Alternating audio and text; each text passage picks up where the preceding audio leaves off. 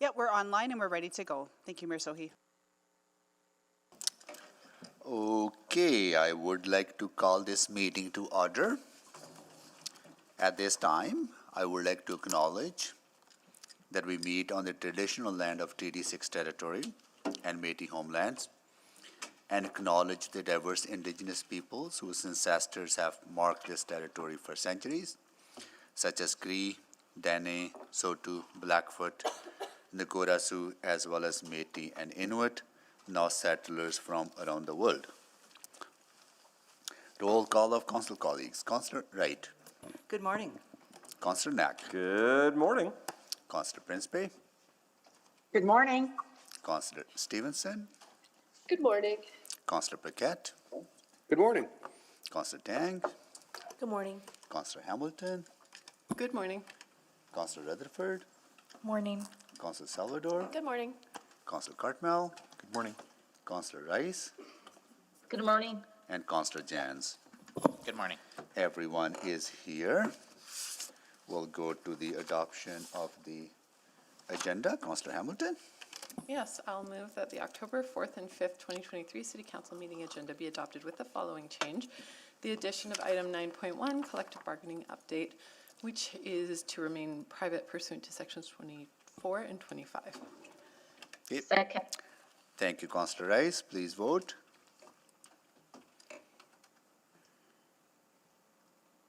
Councillor Principe is a yes. Thank you, Councillor Principe. Yes, Madam Clerk. Thank you, Councillor Hamilton. We're just waiting for 2 more votes.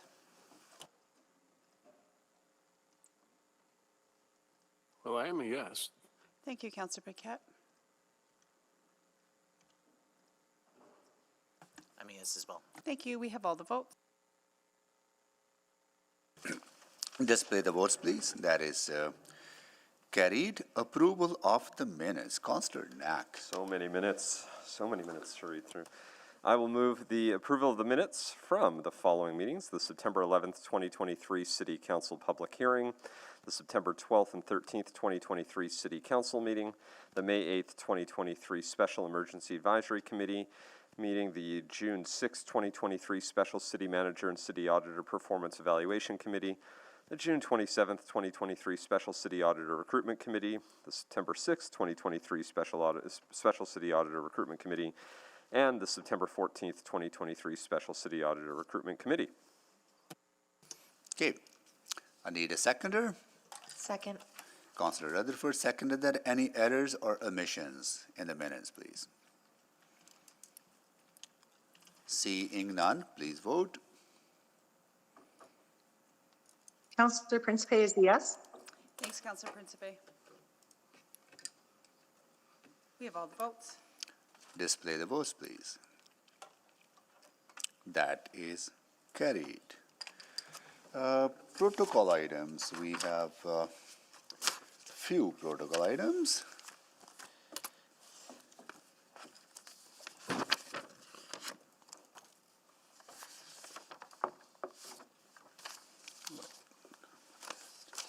Just give me 30 seconds.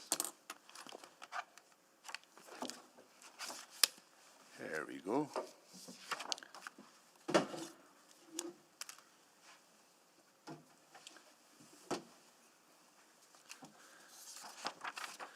Okay, our first council recognition item today is celebrating 1 year since we announced Edmonton's acceptance into UNESCO's global network of learning cities.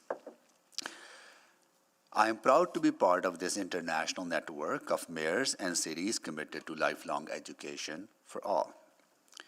Edmonton was recognized as a leading international learning city because of our long-standing dedication to learning excellence for all Edmontonians. As network members, we have also committed to sharing in national and international efforts to support inclusive lifelong learning. To mark a year as a member of UNESCO's Learning City, we are celebrating education in all of its forms all month. October is a great month for this, with events and days of recognition happening all around the world and here in our city. Days like National Teachers Day on October 5th, and Read-In Week happening this week. I know myself and many of my council colleagues are spending time reading with students across the city. Our community is still focused on lifelong learning to support social inclusion, economic development, and cultural prosperity. We do this through targeted strategies, including our city plan and our commitments to truth and reconciliation, climate action, anti-racism, poverty reduction, and access to affordable housing. We are proud that Edmonton is a leader in Canada and now on the national stage with our membership to UNESCO's global network of learning cities. I want to thank many partners who have made this possible, including our libraries, school boards, post-secondary institutions, and community partners like Edmonton Unlimited. I applaud your tireless support and commitment to providing opportunities for Edmontonians to make this city a truly special, engaging, and prosperous place to live. And we look forward to recognize and working with many more of our learning organizations and communities in years to come. So that was the first one.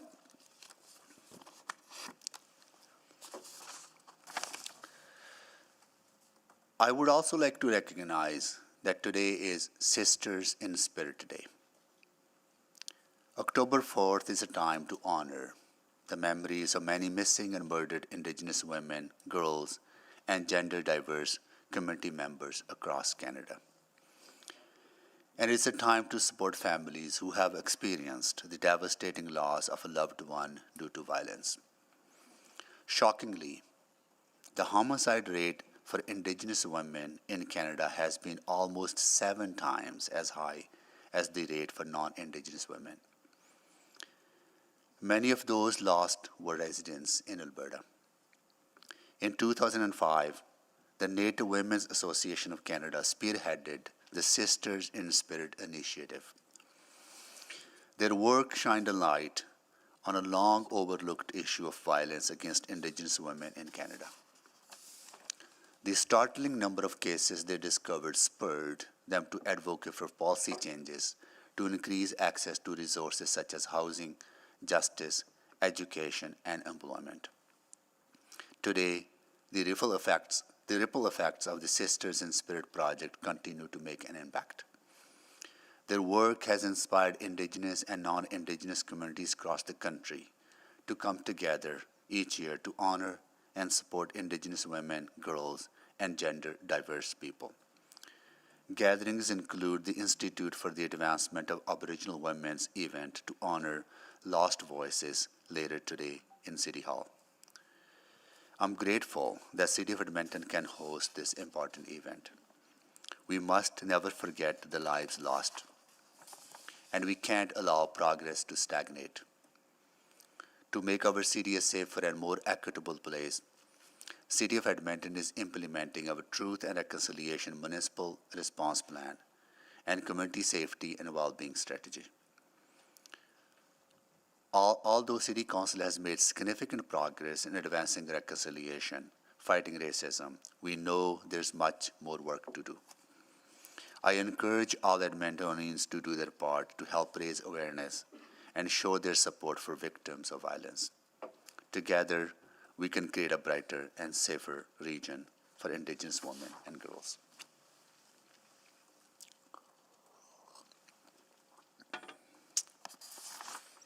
And the last one, I also would like to recognize that today, well, this is different.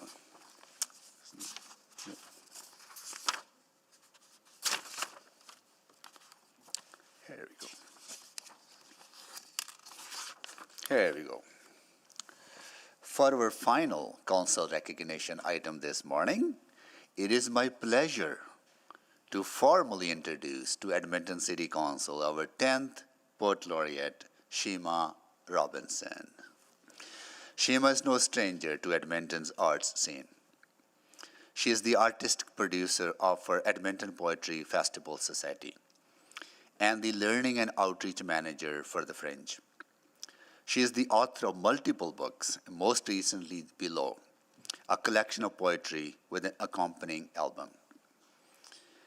We also have with us today some folks from the Edmonton Arts Council and the Edmonton Public Libraries who are our partners in Poet Laureate program. Thank you and welcome. Edmonton was one of the first cities in Canada to have a Poet Laureate program. And when Shima's term ends in 2 years, we will have had a Poet Laureate for 20 years. I think about all the progress and struggles that have happened in our city over the past 2 decades. And I'm proud we have had brilliant artists capturing those moments. But then that leads me to think about the next 20 years and the challenges that lay before us. It is easy to feel overwhelmed, even defeated sometimes. But this makes Shima's selection as our 10th Poet Laureate all the more appropriate. Her pen name, Dehemen, is the name of an ancient African Adinkra symbol. It is the ram's horns. It represents strength, humility, learning, and wisdom. All characteristics that we as a city, as leaders, and as Edmontonians should embrace. I hope that Shima's work will inspire us to uphold these values during her term as Poet Laureate and beyond. I would now like to invite Shima Robinson, Dehemen, to perform a reading. Shima, welcome.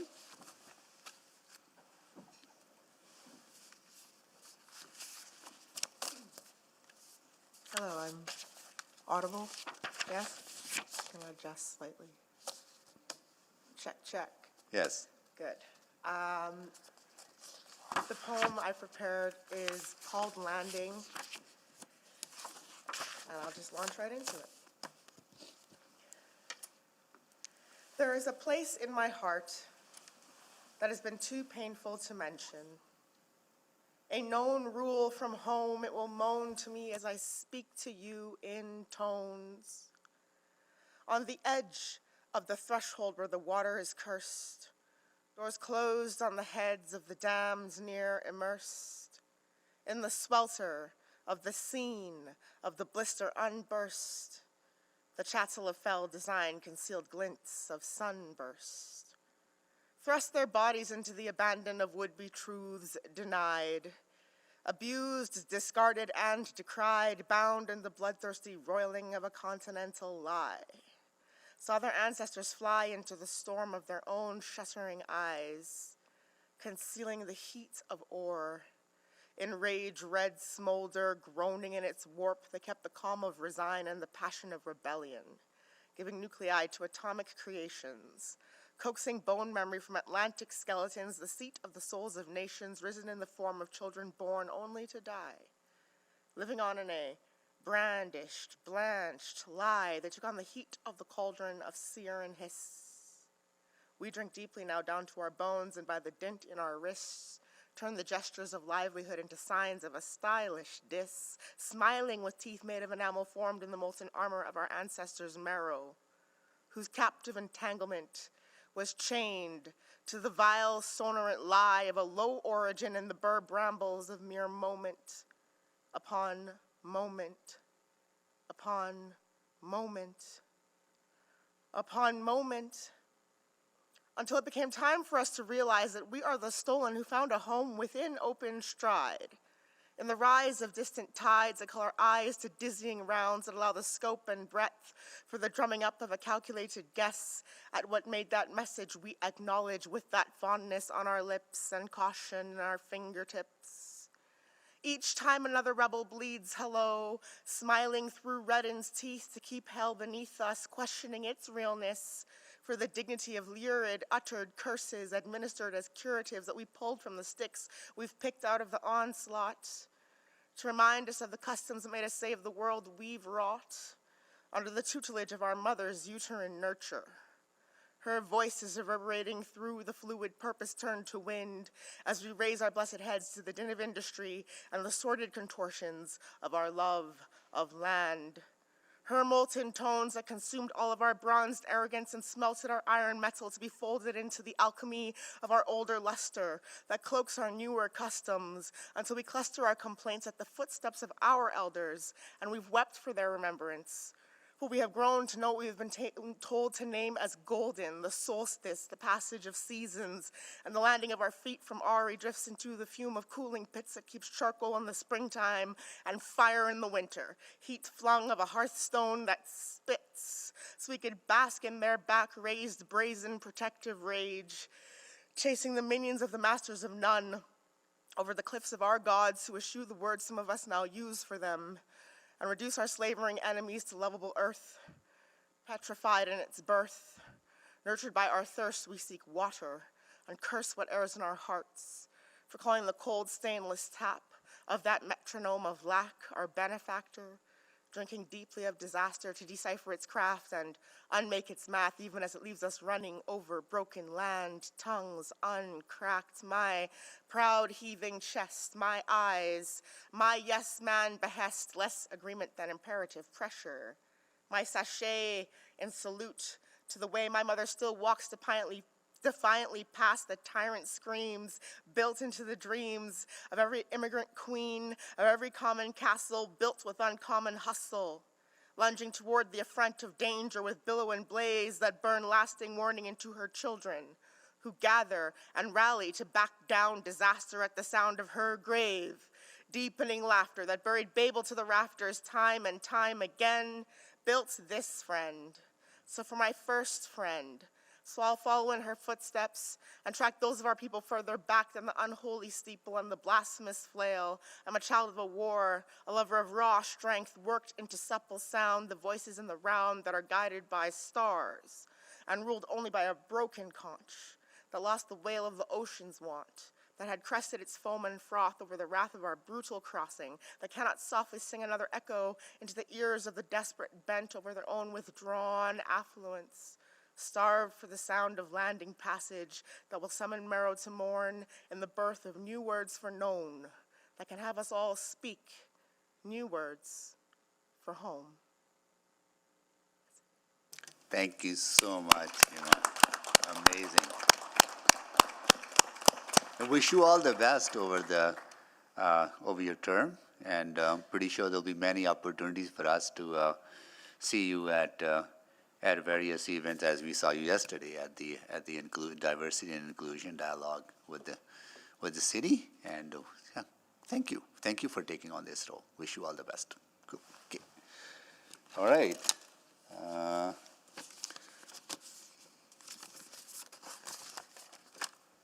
All right, back to the boring work of governance. Okay.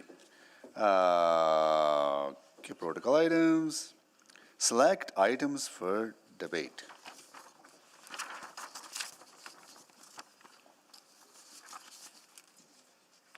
There we go, Councillor Hamilton. I see 7.1 needs to be selected. I don't have questions on that, but I'll select it anyhow. And item 9.1, that's what I wanted to Okay. select. Thanks.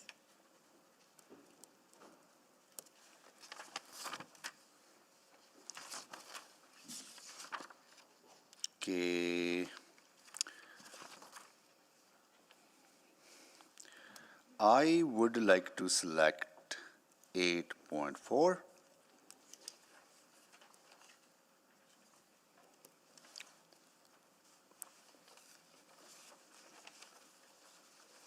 Okay.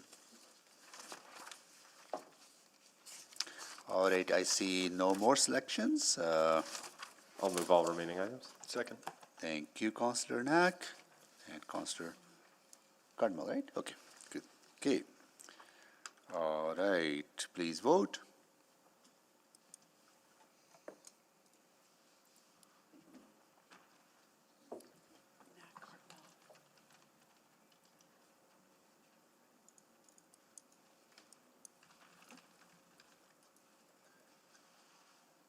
We have all the votes. Display the votes, please. That is carried. So I'll go to clerk at this time to read State what we have already approved. Thank you. City Council has approved the following. Item 7.2, the Rapid Housing Initiative, Round 3, Recommendations and Update. And that is it this morning. What else the bylaws? Okay.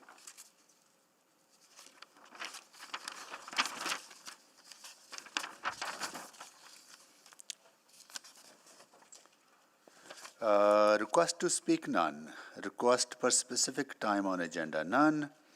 Vote on bylaws not selected for debate. Councillor Cartmel?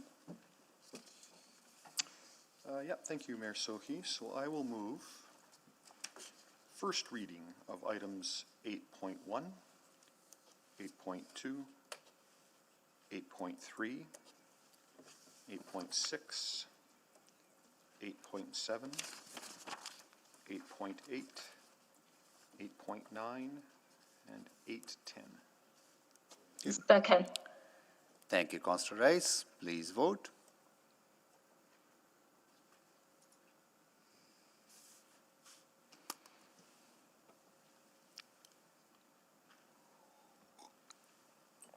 Just one moment, please.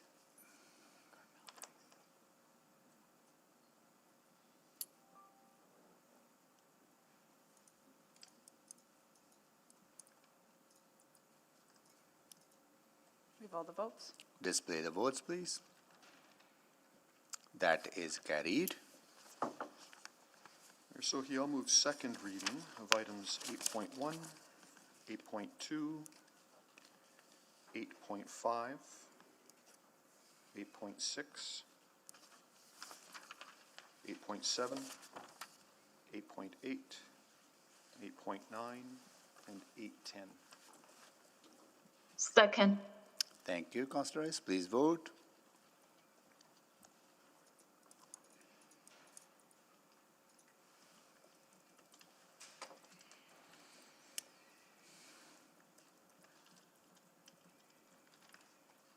We have all the votes. Display the votes, please. That is carried. Mayor Sohi, I'll move consideration of third reading for item 8.1, 8.2, 8.6, 8.7, 8.8, 8.9, and 8.10. Second. Thank you, Councillor Rice. Please vote for consideration.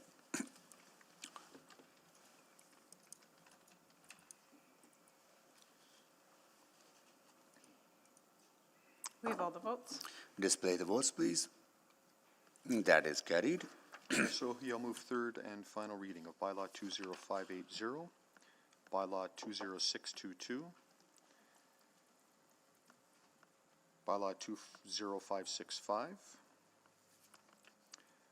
Bylaw 20566, Bylaw 20568, Bylaw 20572, Bylaw 20573, and Bylaw 20574. Second. Thank you, Councillor Rice. Please vote.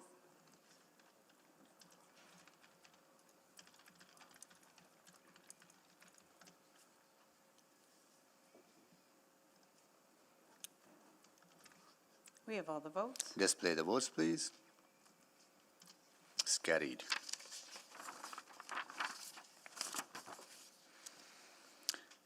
Okay, Councillor inquiries. Okay. Nope. Okay. Yes? No, I'm, oh, well, I was. Okay, go ahead, Councillor Cardamel. Great, thank you. I have the following inquiry. Can administration provide the following information via memo? 1, a list of scheduled closures of all arenas broken down by individualized sheet for the remainder of the 2023-2026 budget period. Memo should include seasonal closures and scheduled closures for maintenance. 2, revenue and expense figures for each of the city's lines of service in a shareable format, such as CSV or XLS document. and that these figures reflect the final approved 2023-2026 operating budget as at December 31st, 2023. And 3, a breakdown of total taxation revenue estimates between growth and revenue from existing properties for the remainder of the 4-year operating budget period, so the years 24, 25, and 26. I'll just very quickly add, I've had a bit of back and forth with administration. There may be some question on the second bullet, and I was late to this, so if administration wants to defer that part too, I can make that same inquiry at urban planning next week. But I'll wait for their response. So on the proper timing for notice, that is met, right? Requirement for notices or for inquiries is at least 2 business days before the meeting.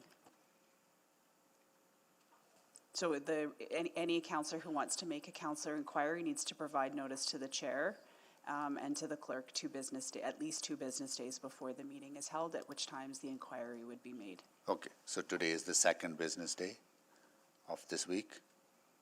That is correct. Okay, so does that meet the requirement? I just need to know. You and I received notice on Monday night. Okay. So that does. So no, it was not met. So that's not 2-day notice because Monday was stat holiday, right? So the requirements are 2 business days. Yeah. So even if Monday was a full day, we get 2 days before the inquiry would be made. So the notice, any inquiries that were going to be given today, we should have had it by Friday. Okay. But that's up to yourself whether or not you want to permit it. We have worked with Councillor Cartmel on refining the wording. Yeah. Yeah, I think we have followed those guidelines in the past for proper notice. I would like to follow those guidelines in the past. Is there a way to make this inquiry at the urban planning? Sure. Okay. Yeah. Just to be fair to everyone to follow the process, and that allows you time to follow with administration on the second part. Okay. Yeah. All right. Any more inquiries? Okay. Just a sec, sorry.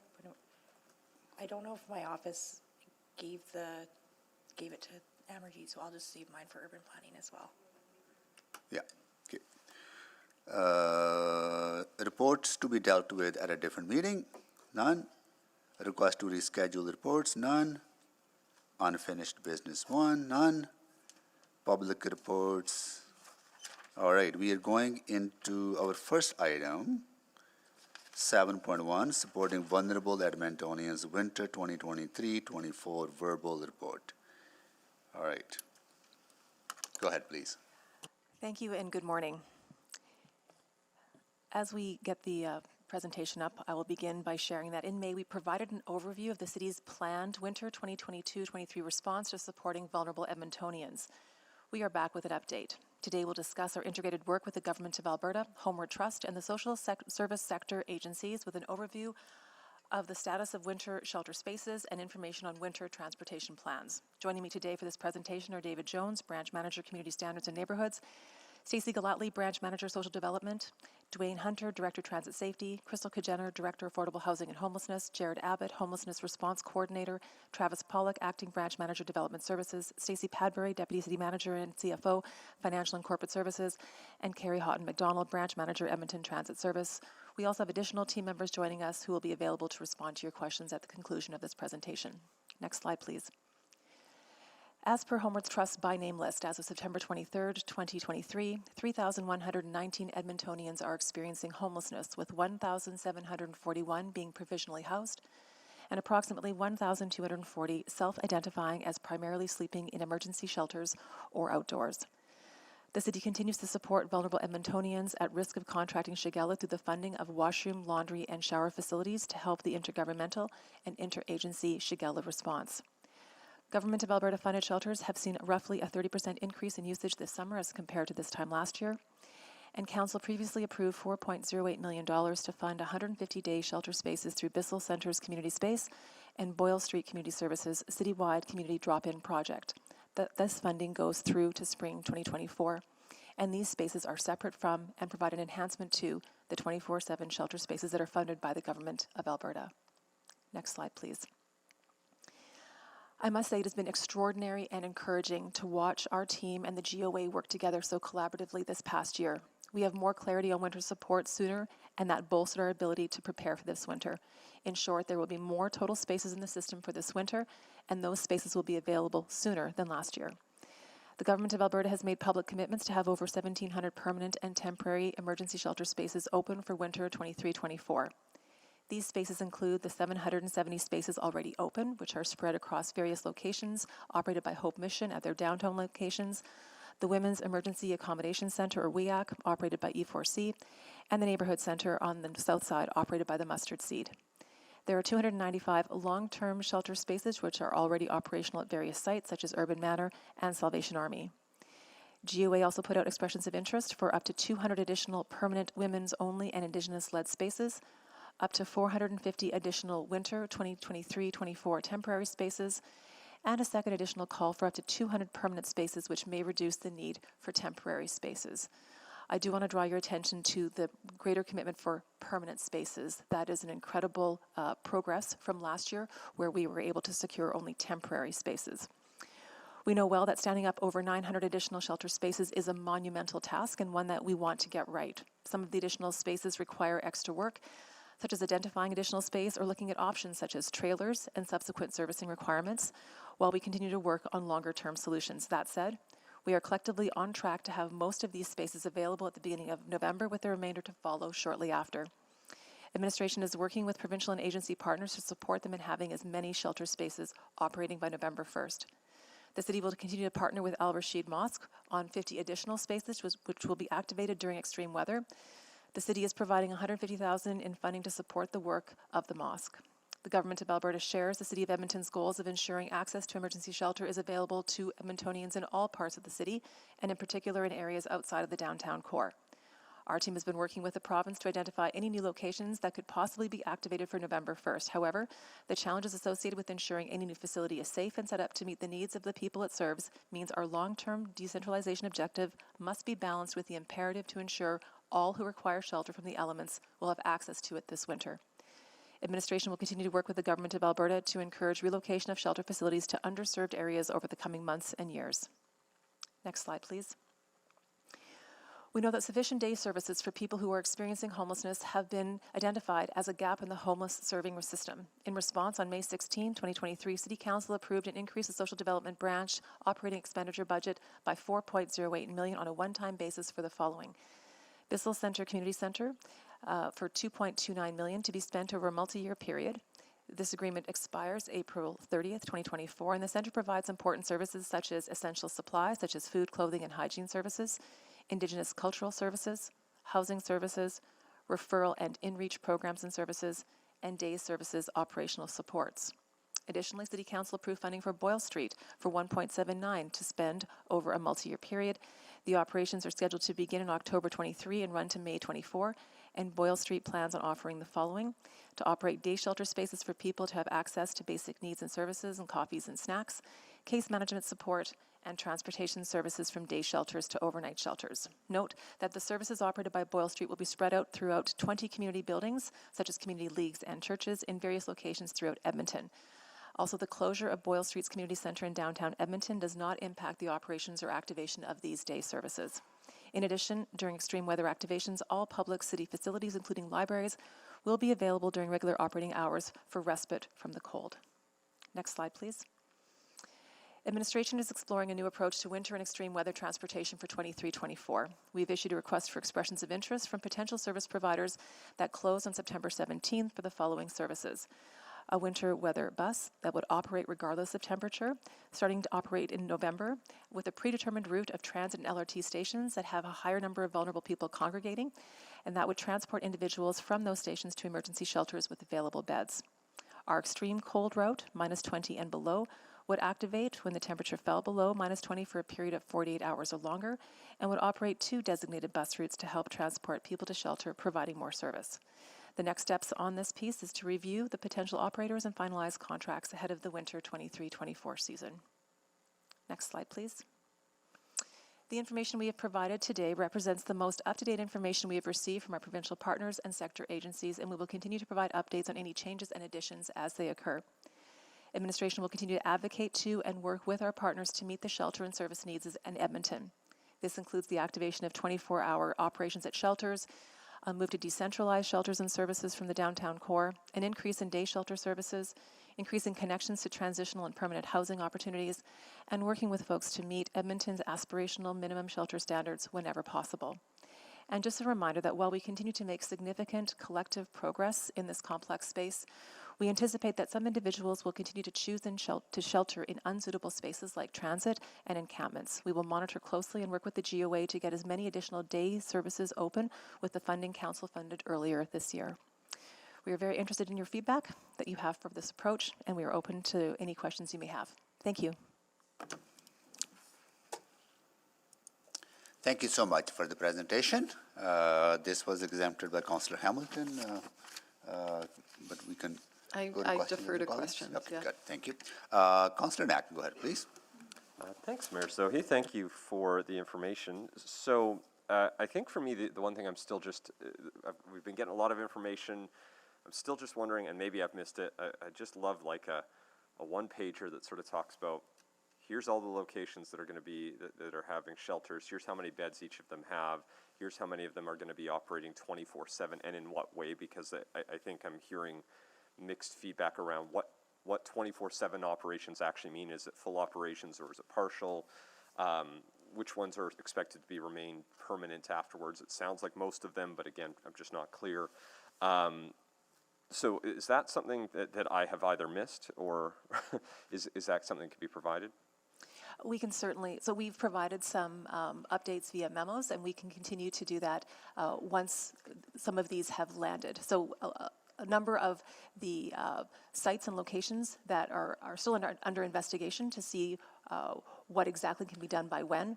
So when we have that confirmed, we can certainly follow up by memo. Okay, because yeah, there have been some memos on some proposed locations. I'm just trying to get a master list of what's already in place and what's coming, and getting it all in one, because that's what I think maybe I'm missing, or again, maybe I'm just doing a bad job and haven't read my emails closely enough. So in which case I'll take the blame, and if you can resend that email, I'll happily take that.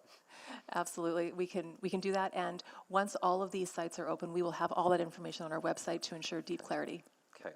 Yeah, that's what we've been trying to do, Councillor. It's just, it changes daily, so Yeah. we'll keep on doing, updates with Memo and the table that show what is there. Just on the, I think it's important to know what shelters are open, where they are, what the numbers are. I think the fourth piece you mentioned is what is the nature of the 24/7 and the degree to which they're minimum shelter standards. And they're all going to be varying. But we will try to articulate that. Yeah, and that was the other piece, the minimum shelter standards, getting a sense of that. I'm correct based off my understanding, we don't have West End locations besides Mustard Seed that is sort of operating a couple hours a day right now. Is that generally correct of what we know to date? Of what we know to date, no. Okay.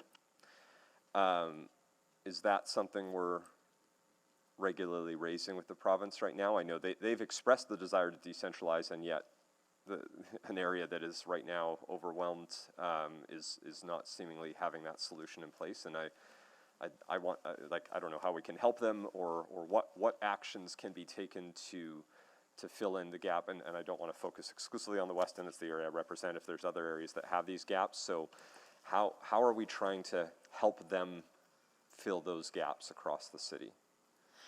Yeah, thank you for the question, and I think we all want to see decentralization across the city, and certainly have been looking for opportunities in the West End. We'll continue to do that.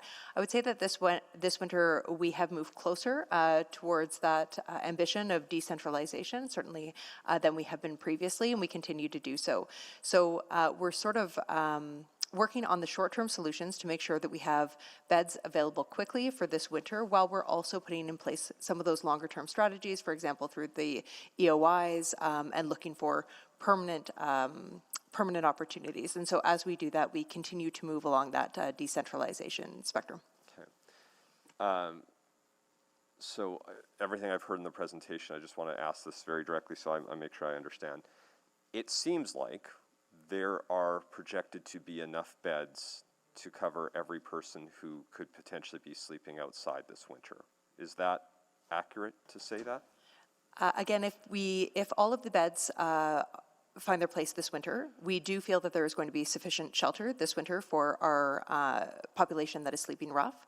At the same time, we also expect that some individuals will continue to choose to shelter in unsuitable locations, and will continue to do the appropriate outreach and trying to connect them to the services. Absolutely, yeah, and I appreciate that risk exists. I know, we've had past years where we have rushed to fill a gap, and it does sound like this year the province is doing their part, and I want to give them credit for that and acknowledge that. I just wanted to make sure that was in fact a clear understanding based off all the information you've shared. So looks like they're stepping up. Absolutely. Yeah. Thank you, Councillor Knack. Councillor Rutherford? Yeah, and just since we're at council, I'll put the receipt for information on the floor. So we start with motion. And I need a seconder, I guess, for that. Second. Thank you. Councillor Knack seconded. Okay. I appreciate this information. A couple things that I wanted to follow up on. Public washroom spaces and our public washroom strategy. I don't see anything in here on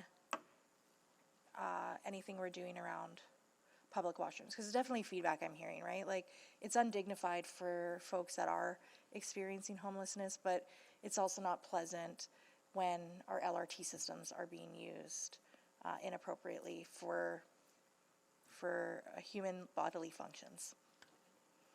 Yeah, so remaining the public washroom strategy is especially in response to Shigella, and so we do have those same locations, and we are continuing to work with areas in the city that are expressing a need for more access, and working with our partners in city operations, as well as with community, to find those appropriate places to put more of those. Are we expanding at all, or is it status quo on the washrooms front? We are looking to expand, but it also comes with a budget, and I think that that is part of the tension of what budget is available in order to expand the services. Ms. Padbury, can you remind me, and I know it's going to be on the fly, what did we fund for the public washroom strategy in our 4-year budget? Can you just give me a second to double check I that? just want to, if you could look into that for me. And while we're waiting for that answer, I'll just jump to a different line of questioning. So, we've been doing so much work around transit safety too. And I definitely hear that's a place where people are going to potentially go. So what is and maybe it's for the people that are working on transit safety or Mr. Corbold, like what is our plan aside from, the warming bus on extreme weather? Like, what is our plan around transit facilities as we prepare for the winter? Yeah, generally it's going to be similar to the approach we took last winter, where we do continue to implement the transit safety plan throughout the system. We do close down stations, for example, that once the transit system is completed at 1 o'clock in the morning, depending on the site, that we would close down those sites and then offer assistance for people to get to shelters and supports as they've done in the past. And I think the biggest difference will be the available shelters compared to last year, for that transit plan to be more efficient and more effective because there will be more places for people to go, and we can offer more spaces. So I don't think, other than, you know, some of the continuous improvement stuff we talked about at the last update to council, like we'll follow a similar path.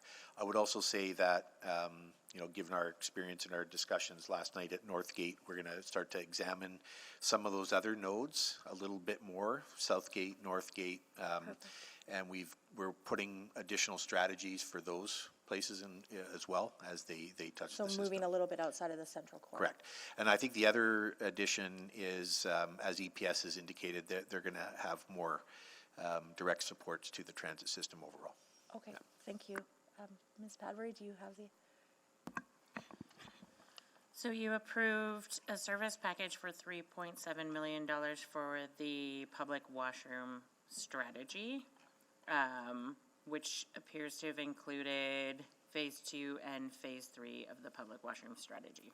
So what are phase 2 and phase 3? Like, should those be accelerated, I guess, is the question, because, you know, you mentioned budget, but that's what I thought, there was budget allocated.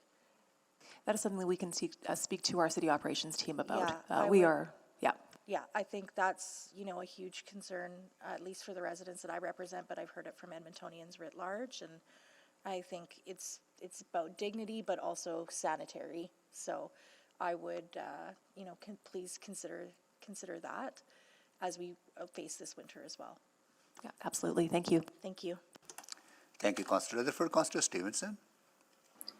Yes, thank you very much. Really appreciate the update. You know, I really appreciate all the work city staff have been doing with the province to find these spaces and get us up to the number that we need for this winter. I just want to confirm my understanding as well that the province has committed to centralization as well.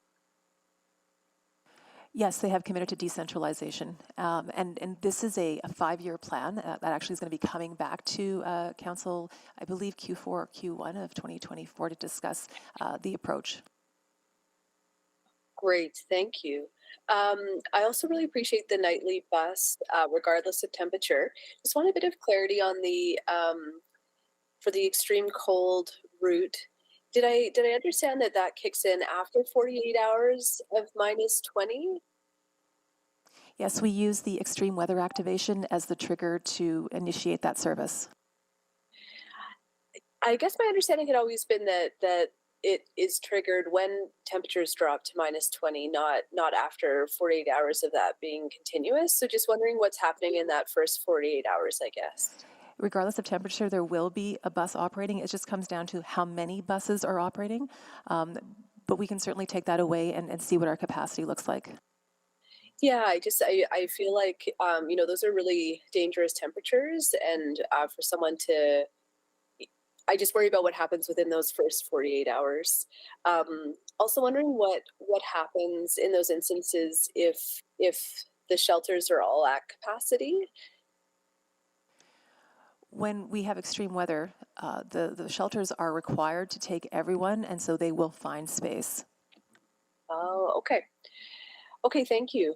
You know, I also really appreciated the work you alluded to in terms of working with the province to create more day shelter spaces, or, you know, community spaces during the day.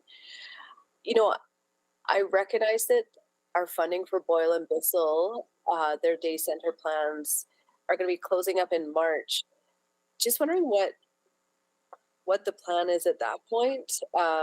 Has there been conversations with the province about extending those programs? Again, just trying to think ahead about where we might be at the end of March and what funding questions might be asked of us.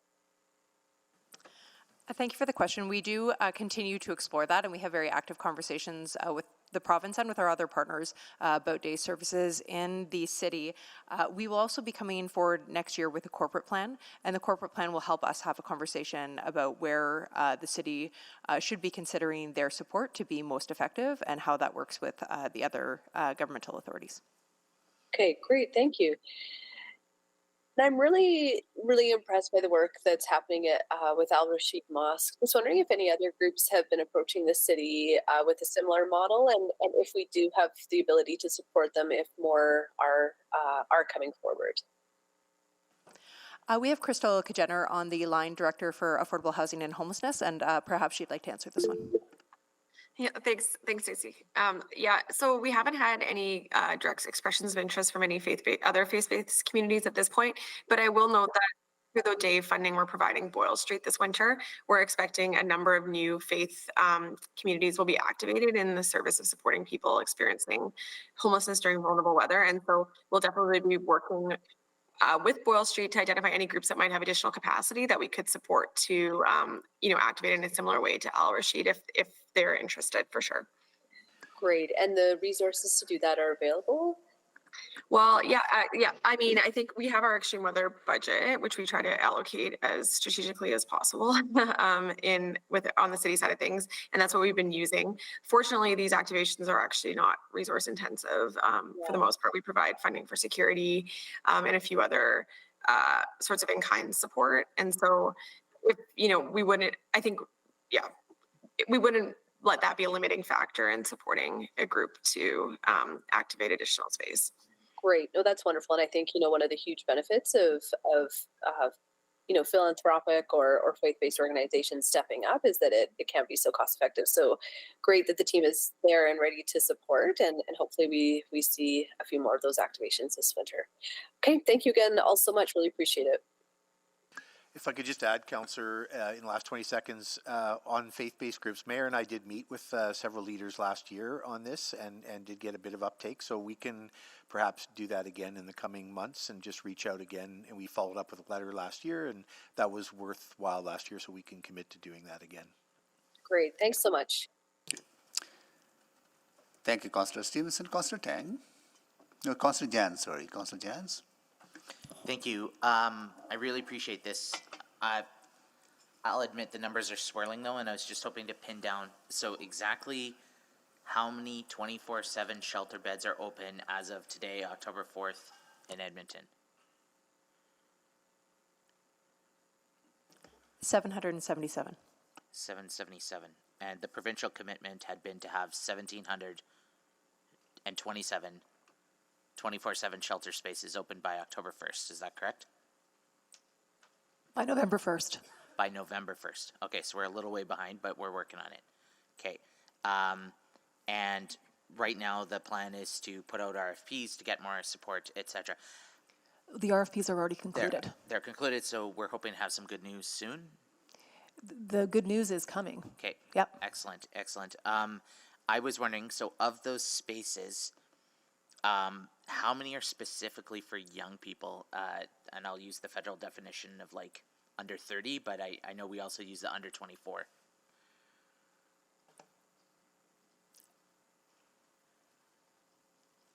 I believe that number is 16. So only 16 beds are for people under 30, is that correct? Just at yes. Just yes. So there's only 16 beds because I read the report and maybe because I live around White Ave and I'm seeing a lot more young people in need right now, but it seems to be like we need a parallel strategy here from the province, or this needs to be we need to make sure that we're working more on that piece. So is there a consideration or work going on for young people?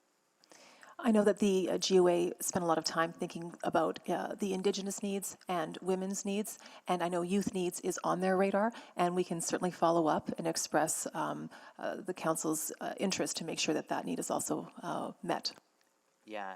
So if you can't get into the emergency beds at yes, and well, what's the city definition of youth? Like the feds use 30, the province uses 24? What do we use? I just want to make sure I'm using the correct terminology. Well, I think, as you note, different organizations define that differently, and so we need to work with that. In addition to the yes beds, it should be noted that Hope does provide beds for 18 plus and in some cases 16 plus as well. So it's not that there are not beds that they can go to, but if you're talking about youth dedicated beds, those are the yes beds. So if you're a 7, let's say for sake of argument, 17-year-old unhoused youth, you could go to yes, there's a chance to get one of the 16 beds there, or you could go to Hope Mission and you could sleep there. Is that correct? But Hope Mission is a faith-based provider, and so there's concerns there around shelter standards and welcomeness and everything else, not to mention you would be in a congregate setting with a whole lot of other 30, 40, 50, 60-year-old people. Is that correct? I'd have to work back with the operator to get a complete understanding of that. But in terms of faith-based and what one might expect to experience there, I did a tour of Hope in the last few weeks, and what I saw was that it was a very sectarian operation, you know. So that wasn't. I was specifically looking to see, because, you know, of the rumors that people have shared, or the Yeah, view. I hear the same anecdotes. I don't feel welcome there, but yeah. So, But when I walked through and spent a couple of hours there, I did not see that myself. what about So a 27-year-old, however, may have more options, but they could go to more of these adult sites and adult beds in other places. But yeah, I'm quite worried about the unhoused under 30, and with my limited time left, so the 1727 beds we're looking at November 1st, and work is coming soon. That's exciting.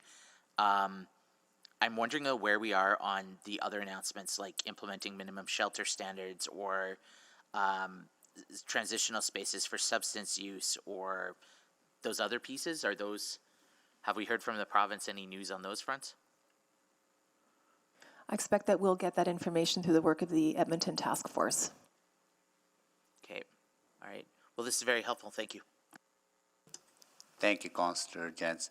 And Jennifer, you meant secular atmosphere, right? Yes, So, secular. My apologies. Yeah, just Thank want to you. make sure that you're understood correctly. Right? Yes, thank you. Okay, good.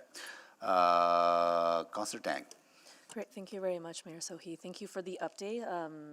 Yeah, similarly heartened to hear about the coordination you had mentioned with the province. First time in a long time, would you say? Can you phrase that one more time? Sorry, I didn't hear you. Is it? Do you feel like it's a bit of a breakthrough? You know, we talk about winter emergency every year, and you started the presentation around greater collaboration and coordination, but would you say it's the first time in a long time?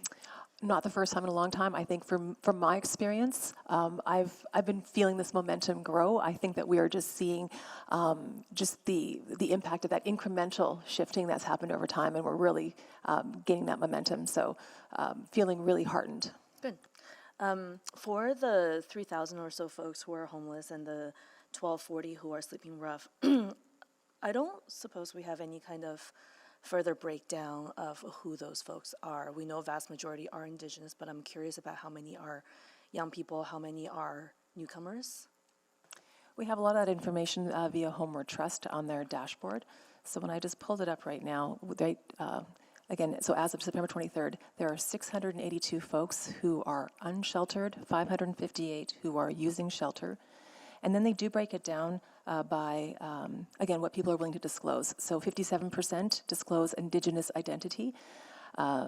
So I can certainly send this information via memo if you'd like, but they do also break down by age. So 15% are under 15, 11% are between 16 and 24, 43% are between 25 and 44, 28% around between 45 and 64, and 3% over 65. Yeah, and I will be curious about the newcomer one as well, and just want to echo some of the concern there about youth support. I know based on some of the ride-alongs I've experienced, I hear from the front line that they're seeing more and more young people, and to not, I guess, have a more dedicated consideration there for that group is worrisome for sure. On the day shelter spaces, I had made a motion back in May, and around greater advocacy with the province on the day shelter, and I understand, given the announcements post-election and the work that, our two administrations are doing, that motion is no longer needed. So I guess I just want, but what I'm not clear is we're funding 2.2 for Bissell, Boyle is 1.7. At what point will GOA contribute financially to day shelters?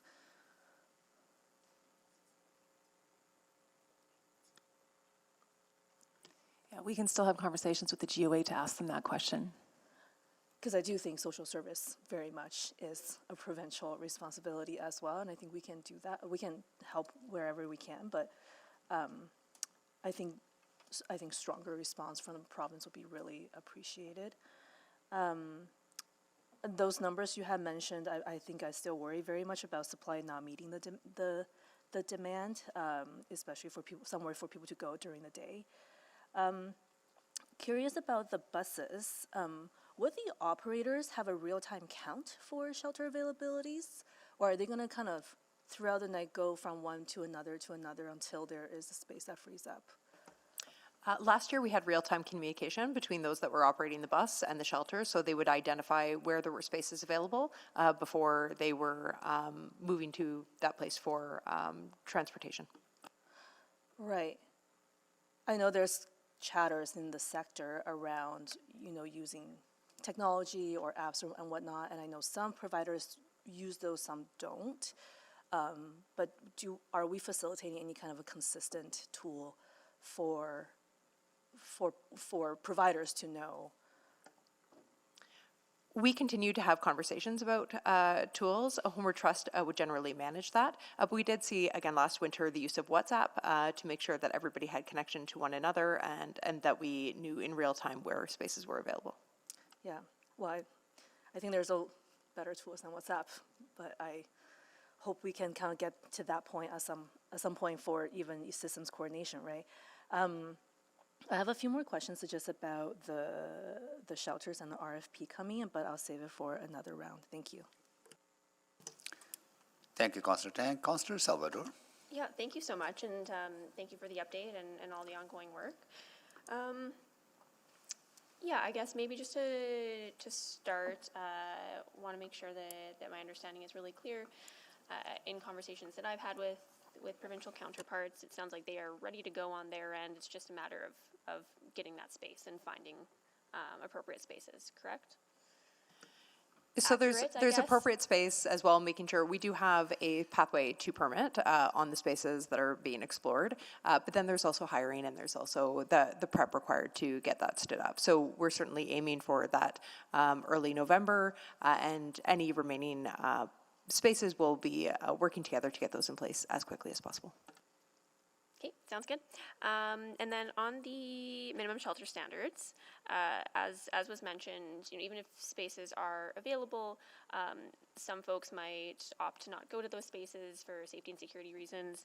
I guess how are we making progress on that front?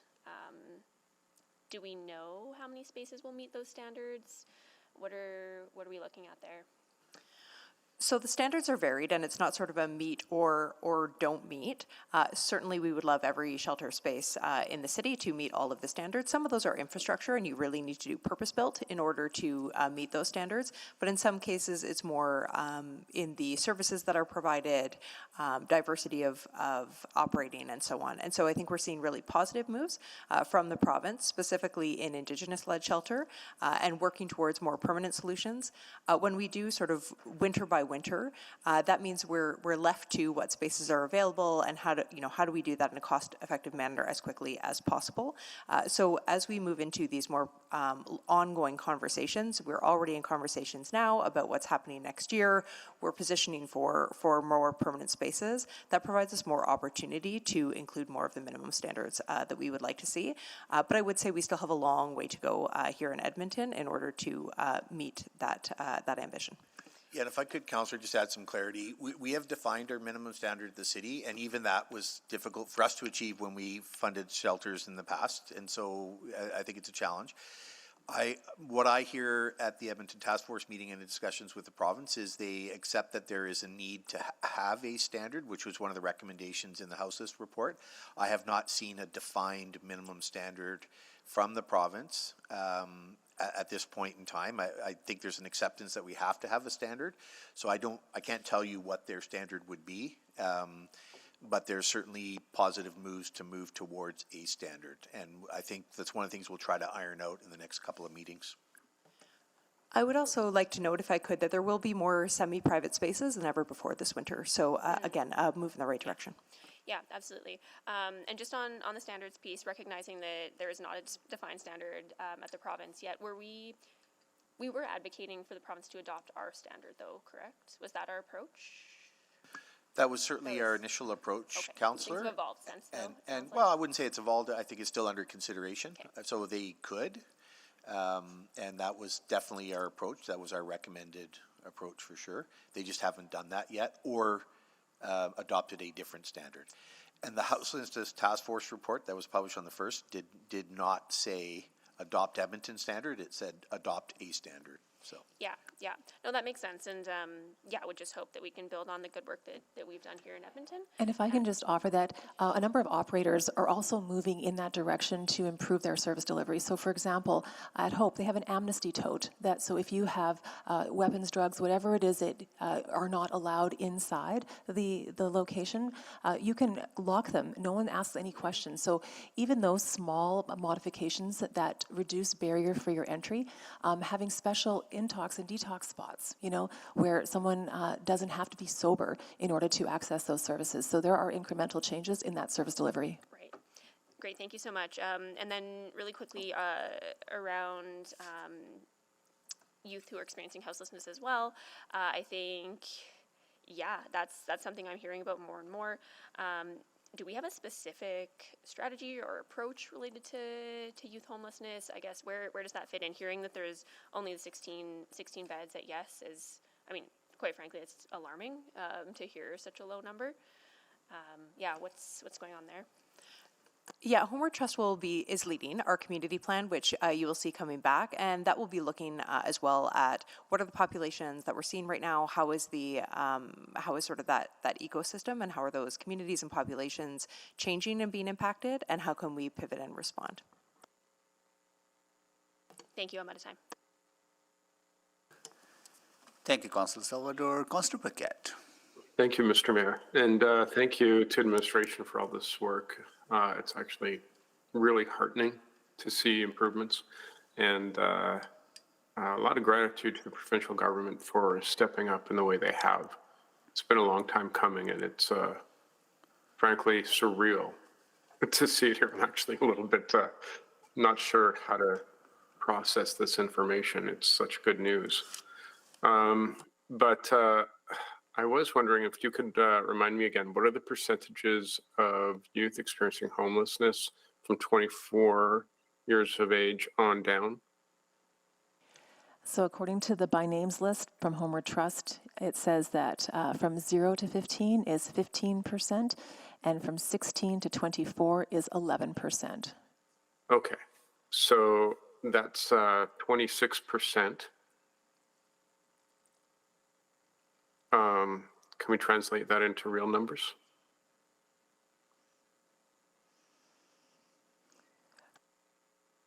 Give me a moment and I can do that. They're also using that out of the full 3,119.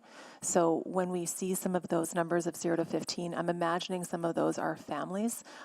So I just, just one moment, please. Yeah, so that number is 900. And again, as Jen has noted, that will include provisionally housed as well as sleeping rough. So not all of those 900 would be seeking shelter through the emergency shelter system. Do we know how many are sleeping rough? I think we'd have to go back for that information. So of 900, probably more than 16. So, The number is 43 for unsheltered. okay, thank you. Unsheltered independent youth, which I think is what you're talking about when you talk about yes. Right. In that. It's important to state that this is all that we know of, that we've been able to tabulate. Yeah, okay. So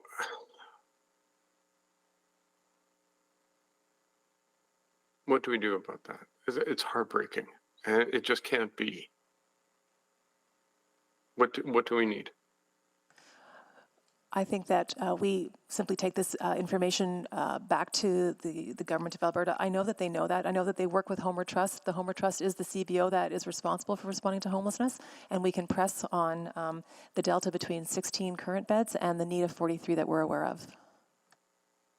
Yeah, thank you. Thank you. If I could just add, Counselor Andre here, I just want to add one quick thing as well, is that we also have to worry and think about the 20 to 30,000 children in the city who are living in poverty that aren't homeless today, but could be. And I think we have to talk about that and work through our strategy on CSWB and making sure that we prevent those pathways into homelessness as well. So I share your concern on the youth that are houseless, but I'm also very concerned about the youth that are below the poverty line, because that is the next group. So, Yeah, I agree completely. Thank you for that. Next, you may not have this, but I hope you do. If you don't, a memo would be fine. But do we have an estimate on how much city dollars have been committed to supporting homelessness in Edmonton overall? Like maybe for a calendar year, for the past few years, people are asking this question, and it'd be nice to have that all in one spot to be able to deliver to the public, because unfortunately, there's a perception among some in the public that we're not doing anything, but it's actually quite substantial, right? I would recommend that we bring that back with the corporate plan, if that's acceptable. Yeah, okay. And when is that coming back? Right now, it is scheduled for spring of next year, spring of 2024. Okay, no. I might have to should I make a motion on this? Or We can work to get the information to you via memo. okay, thank you. Okay, and I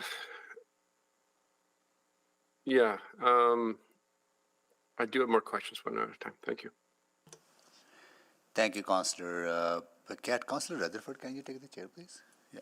Yes, I have the So I'm looking at slide 3, winter emergency shelter spaces. Just want to understand. So 792 spaces already open, right? And or will be open by end of September, which is past. And 295 long-term shelter spaces, those are open too? Yes, they are. And then additional 200 for women only and Indigenous-led spaces, they're coming on board, right? They are not on board yet, but they'll be on board by November 1st. Yes.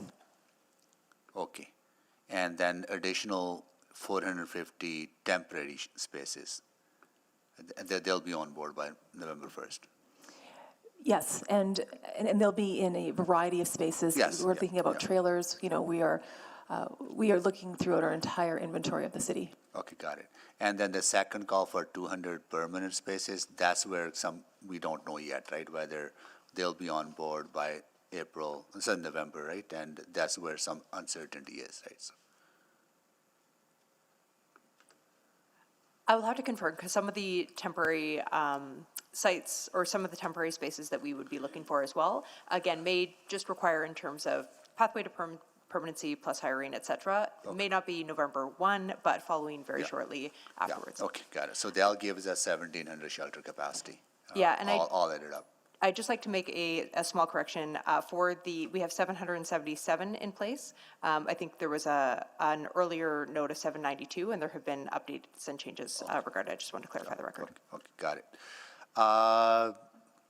No, I really appreciate all the hard work that administration has done and all the support that you have provided to my office in the advocacy we got the ears of the province now. So I'm very grateful to Minister Nixon and other ministers having meetings and really looking at proactively and trying to engage. So we really appreciate that.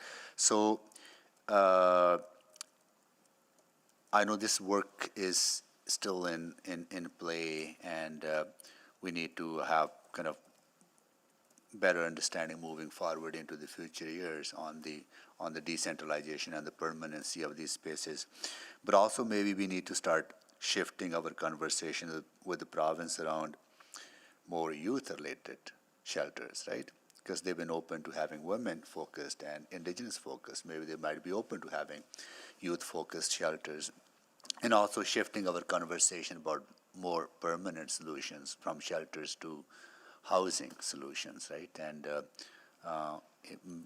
once you get time to breathe a bit, right, in administration, maybe we need to start shifting our conversations around more long-term solutions. Yeah, certainly. I don't think you would find anyone in our hallways sitting on their heels on any of these matters. I do see that the province is coming to the table on our permanent and our housing and supportive housing, and we've seen that certainly through our recent conversations. And they've more than expressed a willingness as we continue to identify acute and specific needs within the city to work with us to ensure that there is appropriate shelter for those populations. So I expect nothing but progress in that direction going forward. Yeah, And Ms. Gillespie, I would say, I would Mayor- just, oh, sorry, Andre. I was just going to add really quickly that we actually have commissioned a research project into unsheltered youth homelessness in my team this quarter that is exploring the issue in more depth to provide evidence to support the discussion with the province. So I just wanted to say that we are trying to be proactive on that.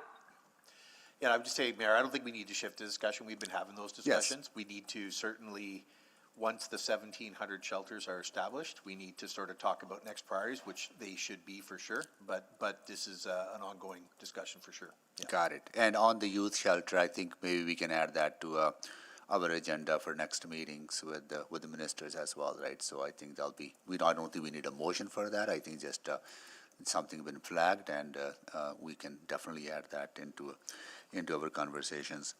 On the Jasper Place Wellness Space and the space that we used last year for shelter and bridge housing, I think there might be possibility of having those conversations with the province. I think they were open to having those conversations when we met with them at the regional caucus. And those conversations between the government of Alberta and the operators of Jasper Place Wellness Centre continue. They are continuing? Oh, Correct. That's good. I think that will be something to for some relief for the folks in the West End. I want to shift. Oh, I'm out of time. I have questions related to transit safety. We'll come back. Okay, I will move the second round. Second. So that's moved by Mayor Sohi and seconded by Councillor Salvador for a second round. Please vote.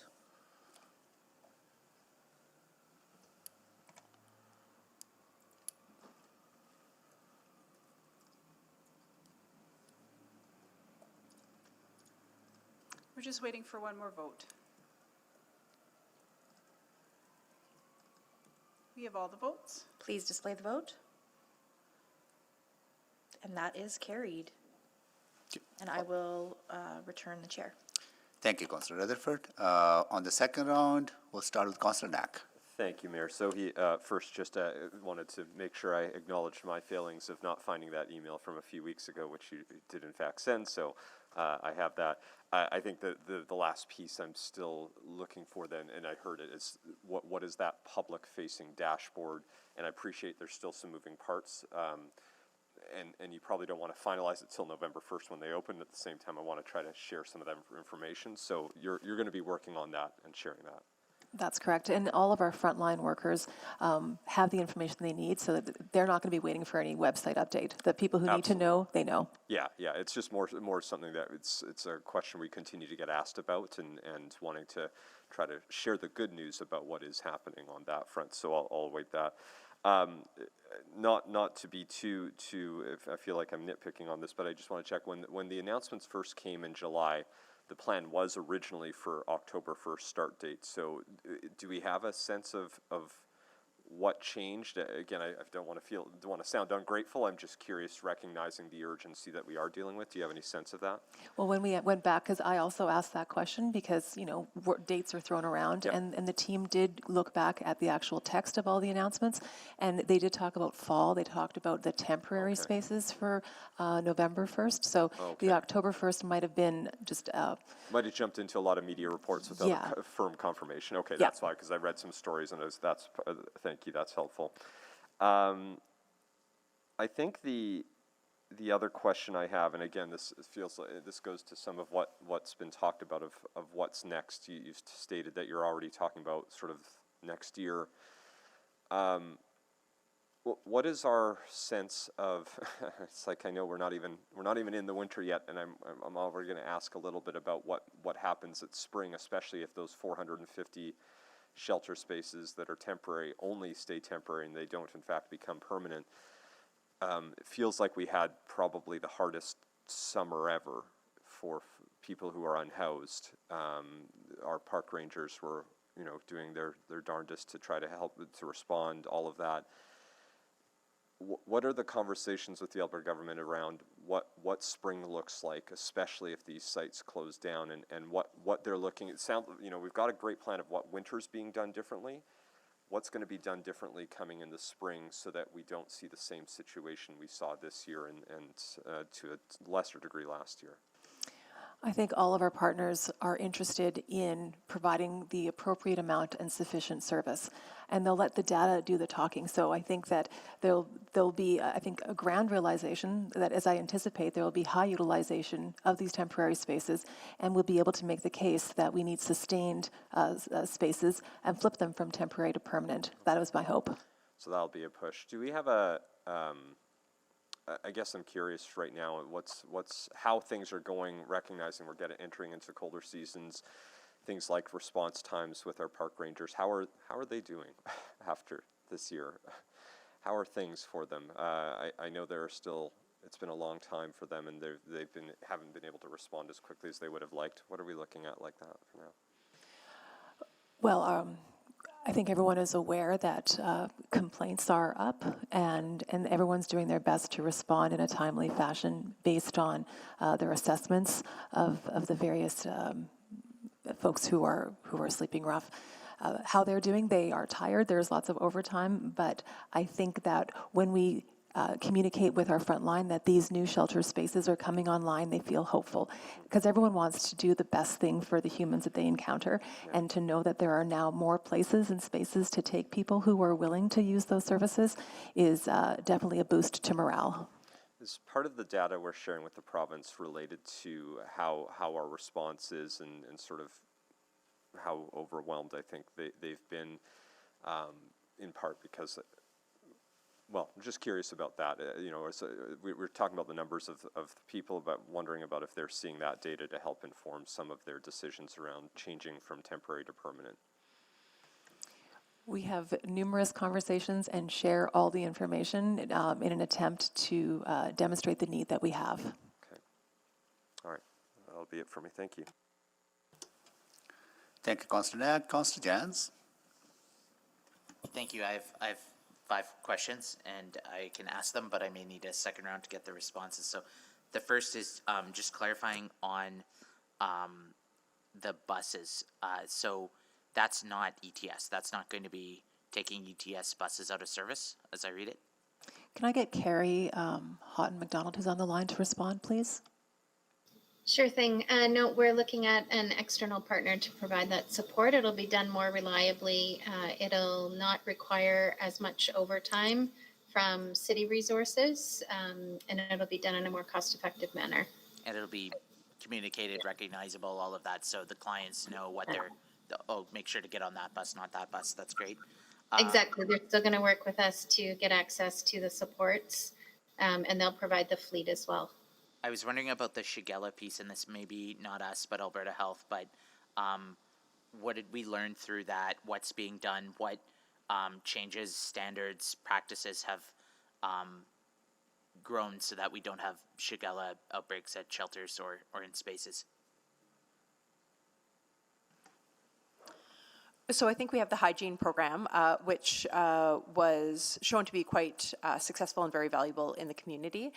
We've also learned in terms of our response, not so much a change, but the importance of monitoring what is happening in terms of encampment, watching for size, being mindful of potential challenges to individuals, whether inside encampments or outside, in regards to health or safety. And that's how we look at the encampments across the city and identify where we may need to intervene. And so I think it was reinforcing of that rather than changing of our approach. So, because some of the Shigella outbreaks were in shelters though too, right? Like, and that's not us. That's not the city. That would be, we would need Alberta Health Services, or we would need the providers to figure out an enhanced practice there. And that's certainly what we saw. And so there were tables convening our providers and AHS having ongoing conversations about the situation, how it was progressing. And we certainly saw, I did, of course, our walkthroughs of our shelters as well, and looking at the changes that they were making in response to what they were seeing. So everybody very live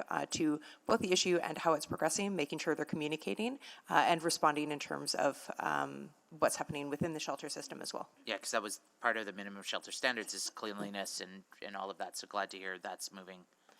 Yeah, and it continues to be a live situation, and we'll continue to monitor that as it progresses. Yeah, and they do have a deep cleaning protocol when there is a Shigella outbreak. Awesome, thank you.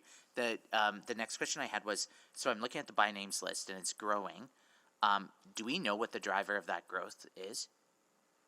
Like I saw a stat, something like for every time rent goes up 1%, an X number of people become homeless. Do we know that? Or I know we have the 49,000 in core housing need, but is this rent increases? Is this interest rates? Is this all of the above? Yeah, so as you've noted, we do see the by names list going up. What is interesting is that we see the unsheltered rate staying pretty steady over the time, at least from last year to this year. So there's that increase in provisionally housed, unhoused population. We're never going to have A to B, 1% is causing X percent here. It's a very dynamic and fluid depending on the social and economic context. Certainly, we've seen across our society a destabilizing in a post-pandemic space for a number of different reasons. And so right from housing supply, housing affordability, as you well know, we're working very diligently on that. To simply economic stability across different sectors can all impact that. So we continue to monitor that as it progresses, and I expect again that you'll see some of that commentary come through in the community plan as well. How is that changing and what's happening in our city And today? what's currently offered in terms of a rent supplement or like an emergency supplement or bursary or something? Are you asking from the city or from the province? Province. From the province. I would have to get back to you on that answer. Thank you. And I have two more questions. So. Yeah, no worries. So you're going to stop here and then come back for third round? Okay, no worries. Councillor Tang, you can ask. Thank you. On the Shigella response, can you just remind me if Alberta Health or AHS is providing funding at all to the city to do some of those response? I'll look to Director of Housing and Homelessness, Crystal Kajener. Do you have an answer on that we could provide in this moment? Sorry, Councillor Tang, could you repeat that quickly? Is Alberta Health or AHS providing funding to the city for the Shigella response? No, there's no direct funding coming from AHS or Alberta Health to the city for Shigella. And is the expectation there then kind of a cost-sharing structure where we're all kind of pitching in different ways, and this is sort of what we're contributing here is the city's contribution? That has been added to our intergovernmental list of things. Oh, okay. Sorry, what does that mean? That when we speak to the province, especially about our budget ask, we say, we've paid for these things and we would like to be recouped. Appreciate that, thank you. And Crystal, I'm glad to hear about the research that is happening on houseless youth. Just want to connect the dots a little bit. There is that active motion around the Violence Prevention Action Plan, and I think part of the intention there is to focus on youth as well, while it's not causal, obviously, but just, there's, I think in the same bucket or alignment around youth-centered work, so just want to flag that. And then we're about 3 weeks away from November 1st, and it sounds like we're gonna be able to get to that 1,700 pretty capably, right? Yes. And will we then, will council be expected to receive a memo as we get closer to that date? Yes, as things become more finalized, I am all about keeping you informed, and so memos will be en route. Awesome, thank you. And I'm curious about, on the south side, there used to be the Trinity Lutheran. Is that still part of the conversation, or is that the same as the Neighbor Center now that they have their dedicated space? Crystal, are you able to respond to this one? Yes, the Trinity Lutheran had been used in the past temporarily, and then most recently was used as a swing space while they completed some renovations. But the intent is that the Neighbor Center will be the permanent facility on the south side and will be the one that's regularly operational. It's possible it could be used again in the future for temporary respite, but that's not the plan. Okay, gotcha, thank you. I'm not sure what's going on with my timer. And one more question, just last year or earlier this year, we've heard that there's been discussions with community leagues. Wondering if any of those kind of panned out, or, you know, knowing that some of the community halls were interested and open to that discussion about alternative uses for the halls. Crystal, do you have any comments on that today?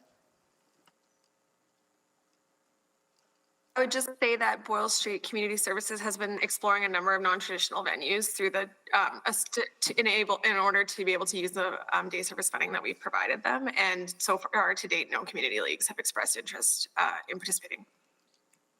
Okay. Okay, thank you. And on Boyle Street, I just want to be really clear, because I think when we approved the day shelter funding a while ago, their lease situation wasn't part of that circumstance at the time. So for that 1.7 million, will they still be able to deliver the same outcomes as before their lease was up, given the current distributed setup? It is our understanding that that will continue, that their interim service delivery spaces have been communicated, and we'll continue to monitor, and if there's any problems, we'll address it. I think we know the setup and kind of the number of people that would be serviced under that new setup. Is it the same as the previous, under sort of one facility, kind of? Do you have a sense of that? And They've only been operating in the new area for 4 days, so if I can respond by memo on how their operations are looking, I could probably do that. Awesome, thank you so much. Those are all my questions. Thank you very much for the update, and appreciate the support that has come from the government, and we'll highly encourage that we continue those lines of communication. Thank you, Councillor Tang. Councillor Rutherford. Yes, thank you. I just want to follow up on my last round, and again, I'm going to take the same page from Councillor Knaxvik. If I missed it, I apologize. Is there a possibility to get a memo with where we are at with that service package and timing for the public washrooms strategy? Yes. Okay, I would like that, please. Thank you. And then I had a similar line of questioning to some of my colleagues around demographics, because we know that, 1,700 isn't all the same population, and I know some of my colleagues have dug into youth and newcomers and women, et cetera. I guess that is one of my questions, is within the composition of these shelter spaces, how are we taking into consideration gender identity? Well, Homeward Trust, as they do their own deep dives of the by names list. So, for example, they've identified that 3% have identified as gender diverse, for example. And so... But a lot of times, like, again, I just want to clarify that just because somebody's gender diverse, so somebody could be trans, they identify as a woman, they wouldn't consider themselves gender diverse because they are a woman. So that probably is bigger than 3% then, no? Well, they have an asterisk saying that gender diverse category includes transgender, two-spirit, non-binary, and other response. But somebody has to self-identify as transgender as opposed to identifying in the gender that they identify with. Is that correct? Would that be how the by names list works? They have to self-identify as transgender as opposed to... That's right. They would need to self-identify. I think in your question, what you were getting to is, how are we managing this? and even just women, right? Like the ratio of men to women that are sleeping rough, that are unsheltered right now is not 50-50, right? So how are our beds, as we're building these 1,700, how are we thinking about making sure that these beds work for the people that it's there to serve? Yeah, so Homeward Trust continues to have these conversations with the operators and making sure that the spaces that are available are as accessible and relevant as possible to the population. For example, Hope Mission when I last did a walkthrough in Hope, we had a conversation about this, because certainly we have our men's space and we have our women's space. And so I said, well, what about those who are perhaps not comfortable in either one of those spaces? And they did identify that their couples spaces is also being used to support those who may not be comfortable in either the men's or the women's spaces. So certainly I think the system is trying to accommodate, but I would also say that we probably, like many things, have a long way to go. And so I'm encouraged by the conversations that are happening and look forward to seeing both our operators and Homeward Trust continue down that road. Okay, and again, I think there's lots of dynamic factors, and we had that really great research that was done. It was more on encampments, but I think there was a lot of insights into the unsheltered population in Edmonton, and thank you, Councillor Tang, for that motion that brought that report forward. Even something, I know we often don't think about it, but pets. Are we seeing folks that are unhoused with pets?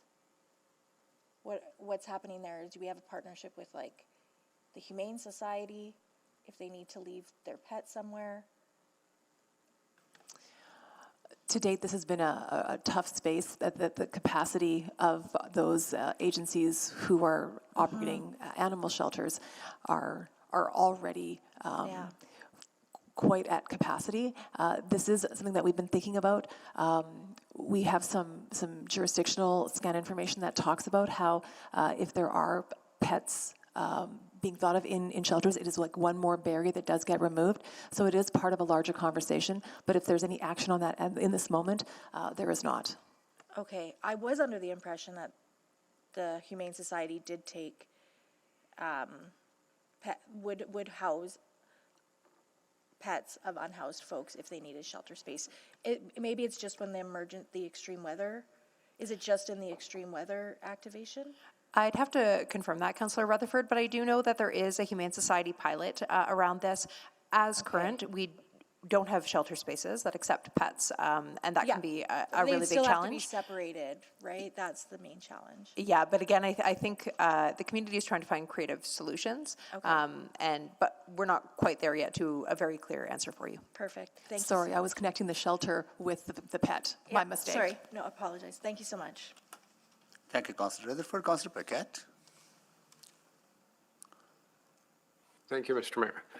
So just touching on something, one of the concerns I think that former Councillor Nicol had when he proposed the minimum shelter standards was the proselytizing that was sometimes happening. I'm just wondering if we have an update on that. My apologies, Councillor Paquette. Could you please rephrase that question? Sure. One of the concerns that prompted former Councillor Nicol to propose the minimum shelter guidelines was that Council was getting a lot of reports of people who were trying to access shelters who felt that one of the conditions for them being there was that, especially for survivors of residential school and their families, that they had to listen to a certain amount of proselytizing or specific messaging on a religious basis. I know that this has been something that's been talked about in the past. I can tell you I've asked the direct question myself of a number of operators, and I've been told that is not the practice. It may not be the practice, but that doesn't mean it wasn't happening. So I'm just wondering, how do we thread that needle? Some of the suggestions I've made to operators is that they need to put out more obvious signage, like everyone is welcome. I walked through some of those spaces and I said, we have an opportunity here to make this look less clinical and incorporate some art and expression that for many folks, so that they would feel that this is a more welcoming space, and that those recommendations were received well. And I have expectations and hope that some of the ways in which these operators communicate to folks who would maybe use their services is more welcoming to them. Okay, so I'll give you an example. Reading scripture in the morning at the start of the day. I think that's fine for people to do, but maybe for residential school survivors, that's a traumatic experience that drives them away from certain shelters. Is that sort of thing still going on? May I ask how recent that disclosure was made to you, for how current that practice is? Maybe like 24 months ago. So, but I haven't had an update since then. I will take that away and I'll ask those direct questions of the operators. Okay.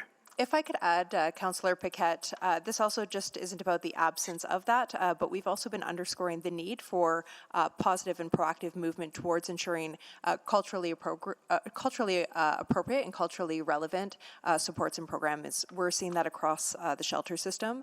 And again, I think we see encouraging movement as well, both through the city and the province's Indigenous shelter EOIs and working together.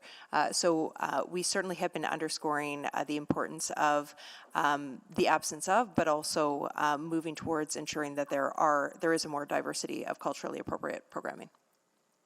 Yeah.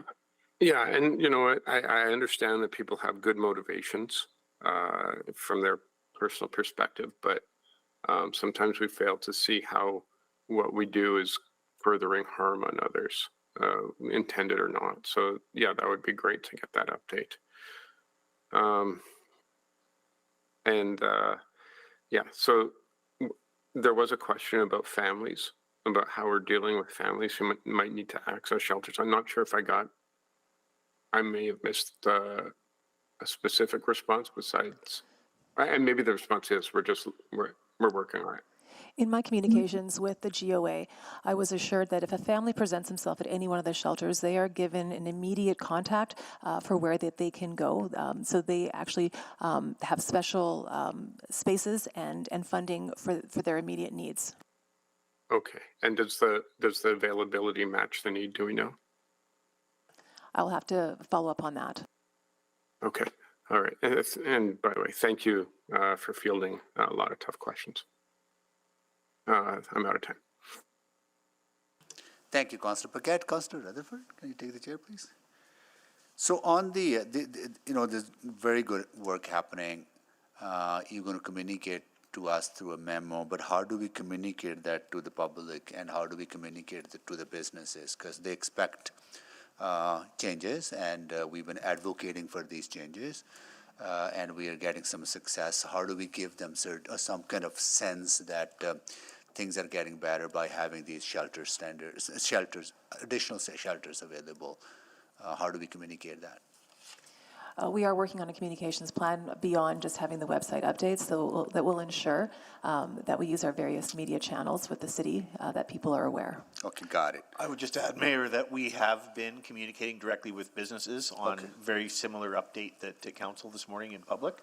We've been talking to the different business organizations and telling them about the increased shelter plan for this year, and we'll continue to do that. Yeah, and last night there was an update that administration and my office gave to some of the ETS drivers and the unions, and some of the concerns raised from them were, in the past there were not enough shelters. It was hard to move people around or give them an option.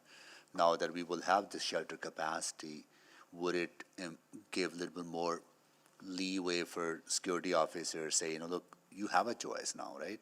You can go to this place, because that choice didn't exist. Does that give us some little bit more ability to nudge people to move along from transit facilities? I think it does, because often in the past we've heard, we don't have a place to go, and I think being able to actually verify with numbers that there are places to go and specific places to go, it does help, I think, Frontline do the job that we've asked them to do in transit safety and other safety aspects. So Okay. Absolutely. Okay, well that's good. And another issue related to safety is when people are being removed from buses or LRT cars or from the stations. If driver's the only one there, right, locking the transit center or locking the doors, that poses safety concerns for the drivers around. You have 10 people you want to move around or nudge them to move, but there's no support available, right? So I just kind of flag that as part of particularly the bus service that whether it's provided by private sector or us, the safety of those drivers and frontline workers. Yeah, absolutely, and the protocol is such that if we're doing that, it's not all on the bus operator, and that's the protocol, and we'll continue to make sure that's happening, and we wouldn't expect a single operator to have to do that on their own, and so we'll certainly take that away and see if those things are happening. Okay, good. And my last question is that, some people don't use shelters for various reasons, but as we increase capacity, I hope there'll be more uptake, but there'll still be reasons for people not to use them, right? And we will continue to engage with the community, right, to learn what those reasons are that inform some of the advocacy that we continue to do on behalf of the community. Yeah, and we know everyone has personal agency and personal choice, Yeah. and we have an incredible outreach ecosystem where folks are always offering, and people are in different spaces in their own journeys. Okay, got it. Yeah, Mayor, I think that's a really important point. I'd just like to confirm, because we hear these stories, people don't want the supports we offered. That's not where the discussion should end, and it can't end there. We've got to continually ask ourselves, okay, how can we evolve? How can we do other things differently so that we reduce the number of people who don't want to accept services or help to the minimum possible. So we've got more work to do in that regard, and I think we can do that within the ecosystem of our community safety and well-being groups and partners who do that. And I think it's something we have to challenge ourselves. I thank you for saying that, because the reason people may not be using those services because the trust is broken, or there's a history of marginalization, colonization, and pain and trauma that people feel when they have to use those spaces. I think we need to continue to build that relationship. Yeah, and I just want to make it clear that when we hear that, we're not putting our hands up and saying, well, they don't want our help, there's nothing we can do. Yeah. We actually will continue to dig into that for sure. I think I'm very excited about the COT teams and all that, right, and entire work. Okay, that is about it. I will take the chair back. Return. Oh, Councillor Jans, your questions were answered? Okay, you don't have any, okay. That concludes the questions on this item. We have a motion on the floor to receive it for information. And at this time, I will open the floor for council members if they wish to speak to this item.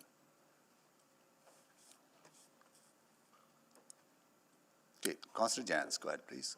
Just very quickly, I wanted to express my appreciation to our city staff for all of the work that they've done, not just pulling this report together, but all of that other work. I can't help but feel we've been asking for ages, saying, give us the money, give us the money, give us the money. And now the province said, okay, we're going to give you the money.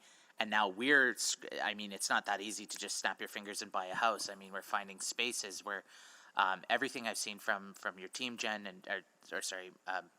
Ms. Flamen, and to your team, Mr. Latley, it's just been phenomenal. They've been working around the clock trying to make this happen. So I know behind every report and behind every piece here, there's a story. So just wanted to say I'm so thankful that our city is doing so much here, and I hope that the province really does come through on all these commitments and the promises turn into beds. Secondly, very quickly, we're looking through everything through this OP12 lens right now, and I often say, nobody spends more money on the police in Alberta than Edmonton. Nobody spends more money per person. Per capita, we are the highest. It's indisputable, and I think we're one of the highest in Canada, if not the second or third. No one can say we do not spend money on the police. But similarly, I want to run these numbers, but just looking through our budget, like the $4 million we additionally spent to support Bissell and Boyle, I don't think any other municipality in Alberta spends more on social supports and on the well-being of citizens than Edmonton either per capita.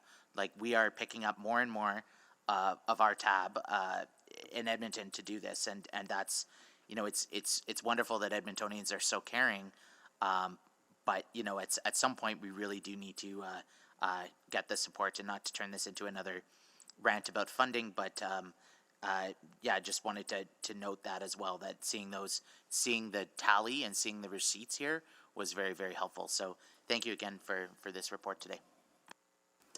Thank you, Councillor Jans. Councillor Stevenson.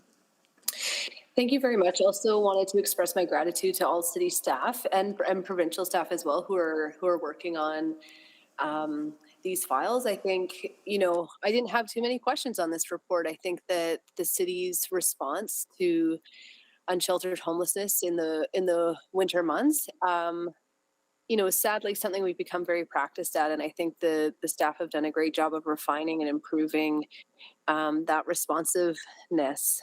So my hope is that, again, I think we're more proactively addressing our emergency winter shelter needs.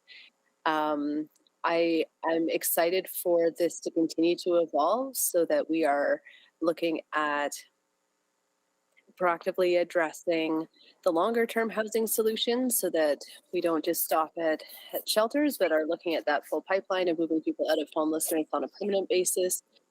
And, longer term, looking at those root causes that really lead us into homelessness. So excited to see this evolution and hope that we continue building off of it as well. Thanks again so much to everyone for their work. Thank you, Councillor Stevenson. Councillor Rutherford. Yeah, thank you so much for this as well. I just wanted to highlight a few points that I think are really important as we go into this cold season. First of all, I'm so glad we're here and we're actually talking about some of the nuance of this population as opposed to what are we going to do? Because I remember last year sitting in committee in tears, hearing about people dying on our streets, losing limbs in the Shingella outbreak. So while I recognize we still have way more to go, I'd like to see us push further, faster, farther with our bathroom strategy. I want to see us creating more day options and wraparound supports. I want to see, and when I say we, I'm talking about government at all levels, right? So I just want to be clear about that. I want to see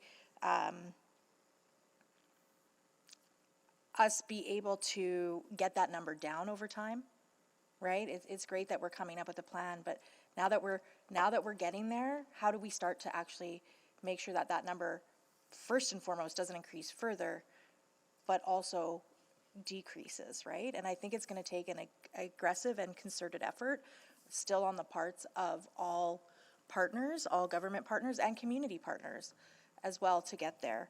So today was heartening. I'm still going in concerned for the winter months, but it's a different conversation than we've had since I've been elected to council, and that is encouraging to me, for sure. Again, I want to reiterate, this is a very dynamic population. Like any population, there's so much different pathways into homelessness. There's so many different dynamic experiences. We need to really look at, as we're doing permanent supportive housing, as we're doing shelter spaces, as we're doing wraparound supports, anything that we're offering, we need to really be taking a people-centric approach to the user of those services and their experience. I still think there's a lot of barriers to our current shelter system, and I hope you are correct in that, we will see the need. I do worry if there's a lot of barriers to access that folks will still we won't see that full utilization of the shelters, and I am worried about what that data will say, and especially since this is currently temporary funding, but very excited to see where that goes and further that conversation. I also do want to highlight that I think it's very important that and I'm glad it is part of that advocacy, that we advocate for the province to step up in the areas of health. So if we are filling a gap in the Shingella outbreak and taking on that cost, we know what kind of deficit we're dealing with right now, and these are the kind of things I think we need to really push and stand firm in terms of what they can be doing more of to help us with that. But overall, thank you so much. I know this, I worked in this space. This is dynamic work, it's hard work, it's complex, it's messy, and we'll never have an endpoint, but at least this conversation today and the plan going forward is better than we've seen in the past, and we can continue to strive for better going forward. Thank you. Thank you, Councillor Rutherford. Please vote.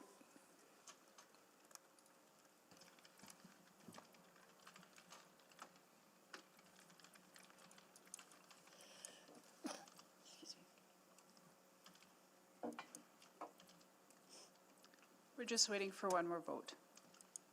We have all the votes.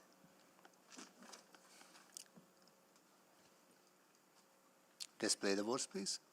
That is carried. Okay. So that will 7.1.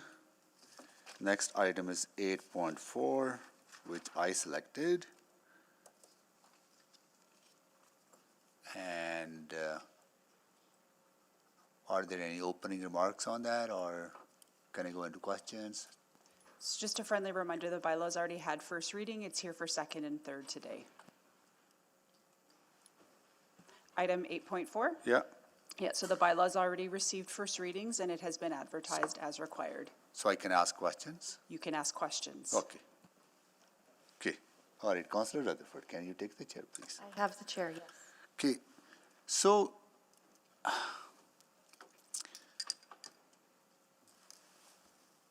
this to you, Adam, right? Or who's the? I don't know what the question is, so feel free. Okay. What I'm trying to understand is this, the cost of this stormwater trunk, right? This is public contribution. Like this is public infrastructure being built through public contributions. Stacy might help me with this because actually the stormwater trunk was something that was originally undertaken under funding through the CRL, but with the drainage transfer, this is actually a reduction off of the CRL because EPCOR is now delivering this project or completing this project on the basis of the utility that EPCOR assumed when the drainage was transferred. Do I have that correct, Stacy? Just confirming. That's my recollection also. Okay, so the CRL contribution related to this is freed up then, right? That's correct, 5.9 million. Yeah, so I think so all we're doing in this bylaw is adjusting the amount that we're borrowing for previously made budget adjustments. And so we've adjusted the budget for these items, and now we're just adjusting the bylaw. So where does that adjusted amount go back to?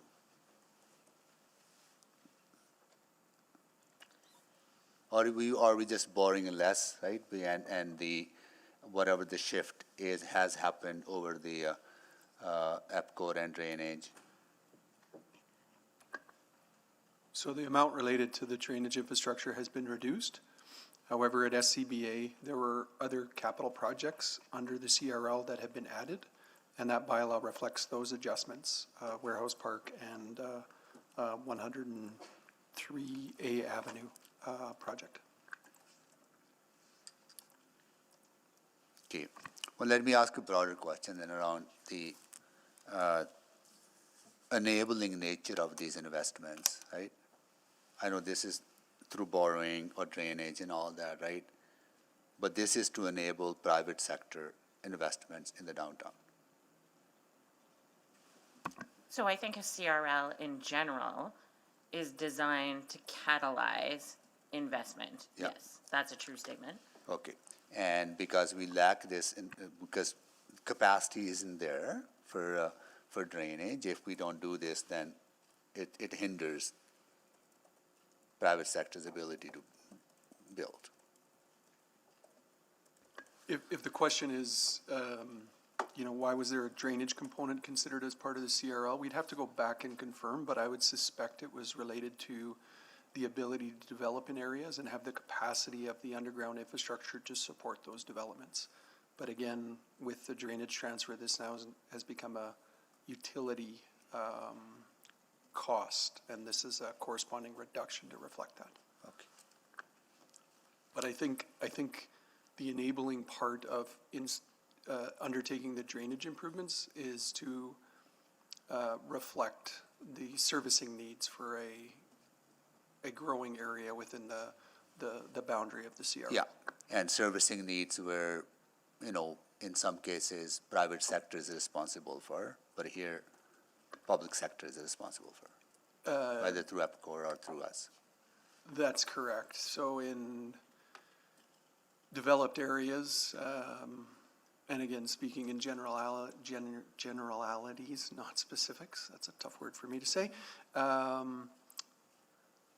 If there's existing infrastructure in place, we are typically responsible for the servicing to accommodate. The development industry is responsible for the services that connect to that corresponding infrastructure, but that's not always the case. It's sort of situation dependent, and I don't know if Kim wants to add to that or if I've captured that.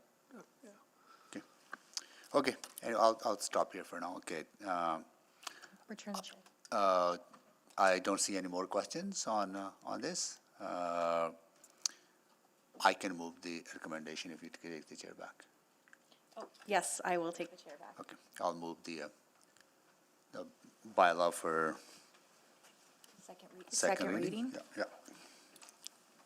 Second. And seconded by Councillor Salvador. Please vote.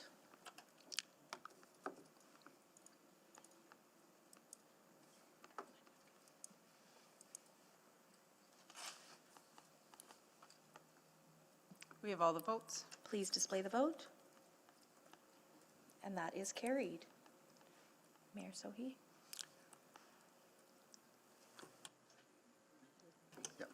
Move third reading. Second. Okay, so third reading of bylaw 20564 is on the floor. Please vote.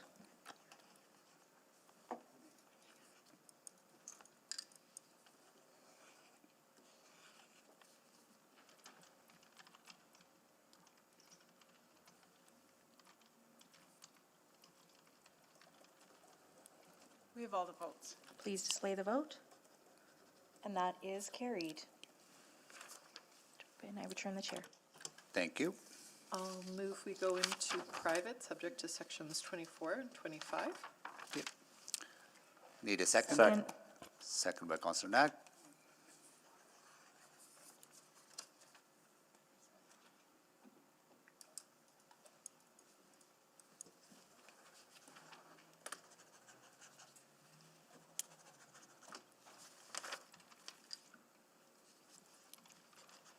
Just waiting for one more vote.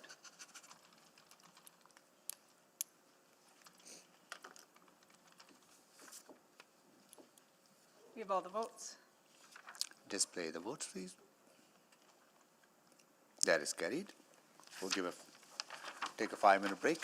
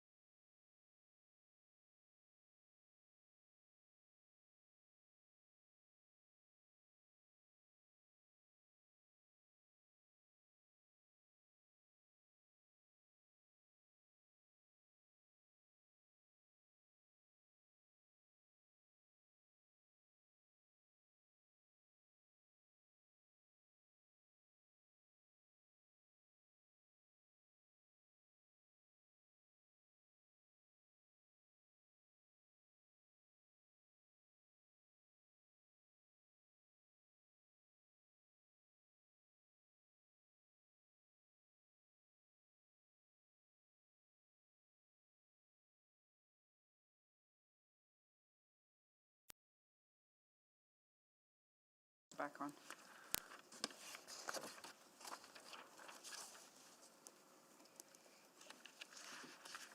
We're back online. Okay, we are back in public, so we need to move the motion related to item 9.1. I'll move Councillor that the Hamilton. memorandum of agreement in attachment 1 of the October 4th, 2023 Employee and Legal Services Report between the City of Edmonton and Edmonton Police Service Senior Officers Association, signed September 14, 2023, be ratified. And number 2, that the October 4, 2023 Employee and Legal Services Report remain private pursuant to sections 24, advice from officials, and 25 of the Freedom of Information Protection and Privacy Act. Need a seconder? Second. Councillor Wright? Okay, please vote.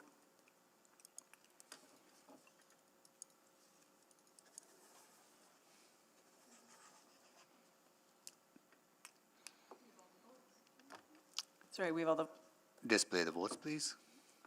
That is carried. Okay.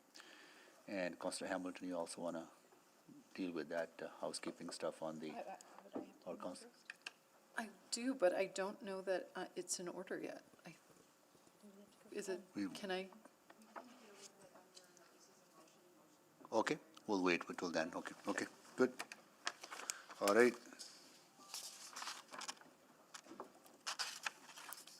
That deals 9.1. Motions pending. 10.1, financial loss during major construction projects policy. Councillor Knack. It's 11:56. We could. I'll read it out, and if there are questions, then, yeah. then maybe Go we'll ahead. take lunch after. Yeah. So I'll move, and I know Councillor Cartmell's going to second this, that a financial loss during major construction projects policy be created using the draft policy from the March 23rd, 2022 report, and incorporating the following features. Number 1, financial assistance be provided directly to business owners, not landlords. Number 2, a cap on forgiveness, example, 50% of property taxes for the years of construction. Number 3, forgiveness to be repaid in in years subsequent to construction completion, should revenue increase to a level, example 15% higher than pre-construction values. Number 4, forgiveness to be paid on business revenue, not net income. Number 5, income from the specific business must be at least 50% of gross revenue of this and all related businesses. Second. And I will third. Can you make the introduction, please? Then we'll take a break. Sure. You know, I feel like deja vu. If this is deja vu for you, I'm sorry. I'm not. Haven't let this one die just yet. Giving it one more shot. We had a good long discussion a year and a half ago, and in a very tight vote, council made a decision not to advance a policy. Since that time, I have continued to hear from small businesses about the impacts of large-scale construction projects. You know, using the West End as an example right now, there are businesses that have publicly shared their data. Groups like Vies for Pies right now have seen a 30% reduction year over year due to their impact. There's at least one major small business further west along Stony Plain Road that has seen a 50% reduction year over year. Major construction projects are important. They provide a significant greater good, and yet want to make sure that businesses can make it through to the end to experience that greater good. So this motion was crafted and I ran this by some of those who had concerns last time. And the 5 bullet points that you see there are additions, and again, I'll give particular credit to Councillor Cartmell who helped with that, and then I've circulated it to some others to get their thoughts on what were some of the barriers a year and a half ago, and what might we be able to do differently to try to find a way forward. So things like adding in point 1, making sure this goes directly to the business owners, not the landlords, was an important point that was stressed. The idea of setting a cap so that this isn't we have a unlimited amount of money, although the Montreal example continues to prove out that this is not a major costly endeavor. And I love the addition of point 3 about potential opportunities for repayment. If those businesses, once they come out of that construction, are seeing the benefit of that and are seeing increased revenue, that is a good way to help address this. So those 5 points are new, the idea here is not to have a whole new report, but rather use what we have and advance this forward. So I'm out of time. Thank you. Okay, thank you so much. We will take a break here. We'll be back at 1:30 to pursue this and rest of the agenda.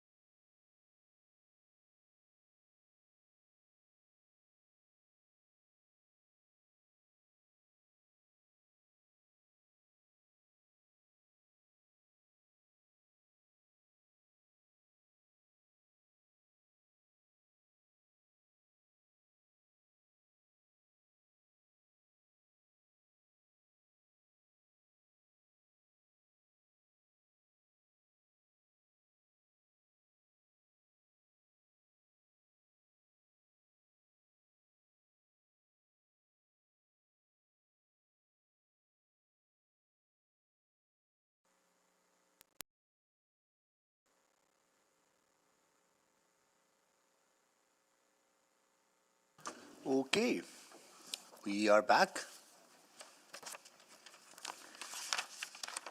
And would like to call this meeting back to order. Roll call, Councillor Wright, Good afternoon. Councillor Knack, Good afternoon. Councillor Principe, Hello. Councillor Stevenson, Good afternoon. Councillor Paquette, Good afternoon. Councillor Tang, Good afternoon. Councillor Hamilton, Hello. Councillor Rutherford, Hello. Councillor Salvador, Hello. Councillor Cartmel, Afternoon. Councillor Rice, Good afternoon. and Councillor Jans. Good afternoon. Everyone is here, and we are on pending motions, and we have motion on the floor. Now questions to, on the motion to the mover or to administration. And, okay.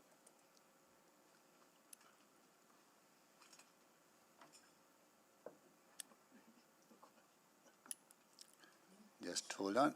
Okay. All right, Councillor Rutherford.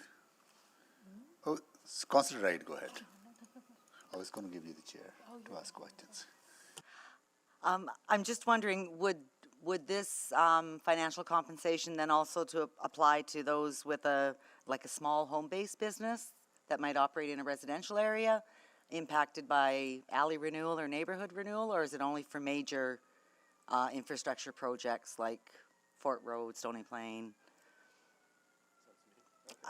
Sure. Sure. So, yeah, the original intent was always on the long-term multi-year projects. Okay. So we're talking about LRT or Yellowhead or, those type of projects. We're not talking about a neighborhood renewal or an alley renewal where there's sort of an expectation that that's going to happen at all times. So. Okay, but is there impact to those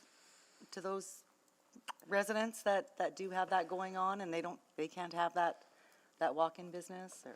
It could be, and I mean, certainly open to more conversation about who else you would apply this to, but also appreciating that I think some of the concerns that came up in the past were, if you make it too broad, then does that create a significantly higher cost, even if you look to capture the cost in the contracts as an example. So open to it, but also appreciating the hesitation I had heard in years past. Okay, and then I'm also wondering about the benefits to these businesses after the construction is finally completed.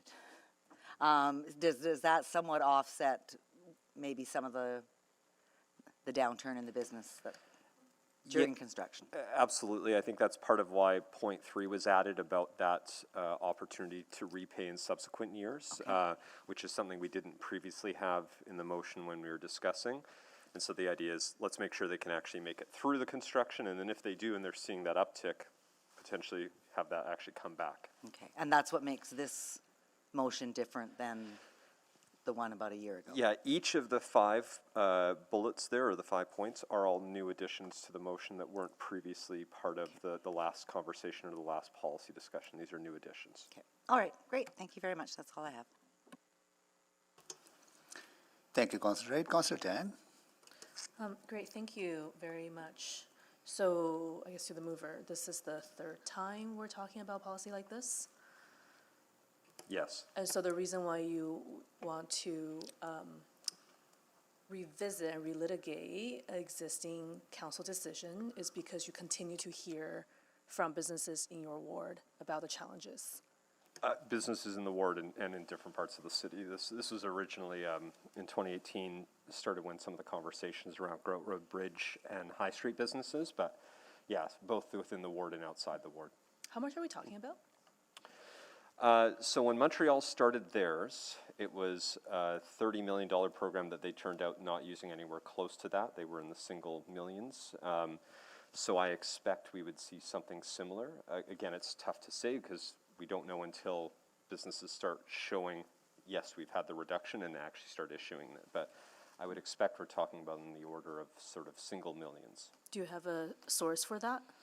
Couple options. I think the one that would make the most financial sense, recognizing our financial position, is can you start building that into the contracts of these larger scale projects? If we're talking about a $2.7 billion LRT project as an example, using a fraction of a percent to help make sure that funding's available might be a way to offset.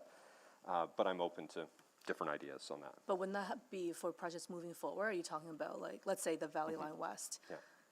Is it too late to build that in?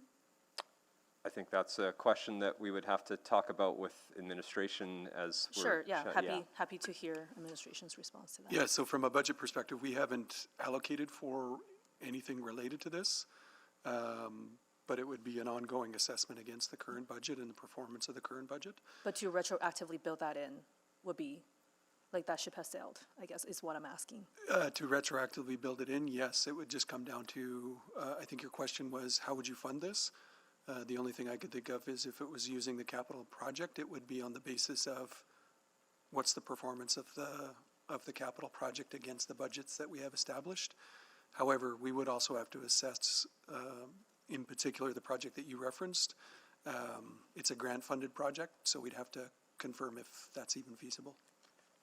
Right, so feasibility, I'm hearing, will be one of the considerations here. And are you also exploring, say, tax increase as another avenue? I mean, I would be open to it, but I also appreciate that's probably not the case for most around this table. Okay. Yeah, and if administration can maybe jog my memory, because this is from a year ago when this policy report came to council, and what was the recommendation at the time? Administration prepared a policy throughout. We haven't recommended this. And again, part of it is the mechanism to carry out this work. It requires FTEs and budget to do that. And if there's a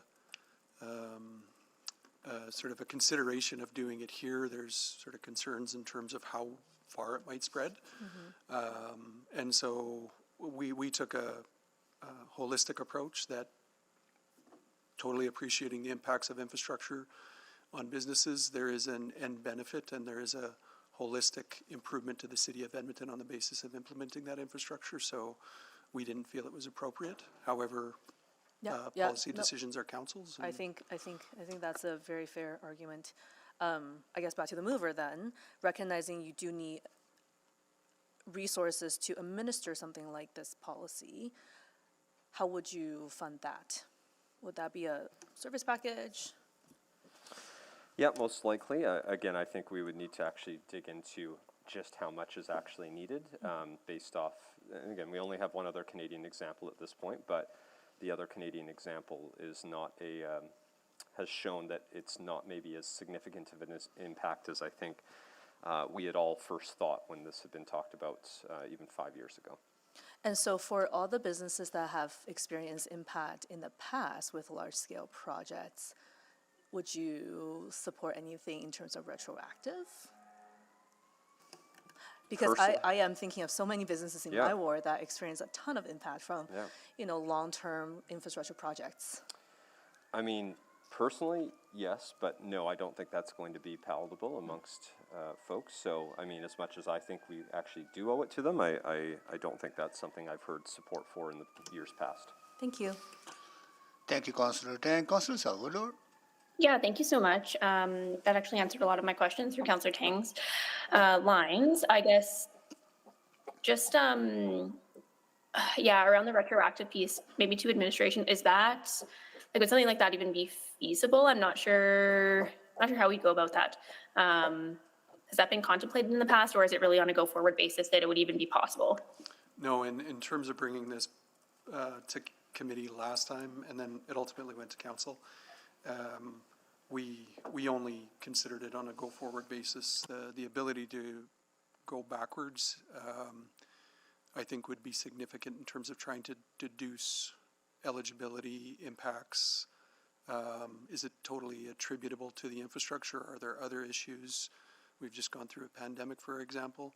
So we never considered a backwards or a retroactive approach. It was always, if council wanted to pursue this, it would be on a go-forward basis. Right, right. And maybe that leads into a secondary question. I mean, for establishing a causal link between loss of business due to construction versus other factors. I guess I'll ask that to administration, then I'll ask maybe the same thing to the mover as well. Where's that line? How do we draw that line? How do we determine that? I'll try here, and then Stacy might want to jump in. The reason we identified that resources would be required to do this work is because there is a financial audit component to this, and so you would have to actually ensure that you had the right expertise to go in and assess businesses' accounting. Simply a submission of here's the financial impacts is not enough to sort of warrant payment. So it would have to be similar to what our folks do on a day-to-day basis at the city. From an accounting perspective, they'd have to do a financial assessment. So we do think it's and again, the councillor has identified that who knows how many will pursue this, but we do think it's a body of work to actually go through the analysis. And Stacy, if you want to add, please do. I think the only other thing that I would add is it can be difficult to be able to ascribe the causal relationship. And I think COVID is probably a good example of that. Like when businesses experience declines, how much of it is because of construction, how much of it is because of something that's happening in the wider environment. And that's not to discount that construction projects may have an impact. I think it's just really difficult for us to prove that. Right. Okay, that's really helpful. Well, thank you for explaining that piece. So, yeah, I definitely see the resource implications on the FTE side, just getting a team together that can answer those types of questions and be able to back up any of those decisions and audits in a good way. I guess when administration looks at the bullet or the list of numbered points that are outlined here, I understand that there was contemplation of, including it in the contract, building that into the budget at the outset. If not that route, do we have any idea, like roughly, of what this could mean for future tax levy implications? Councillor Salvador, we do not. I mean, the only comparable we could draw upon is the Montreal example, and it was significantly less than what was allocated in their reserve in terms of compensation based on businesses being able to reach that eligibility. What we did identify is that if it was 2 FTEs, we identified a notional budget of $250,000 per year to carry out the work. So that would be a tax levy impact, the actual physical resources to do the work.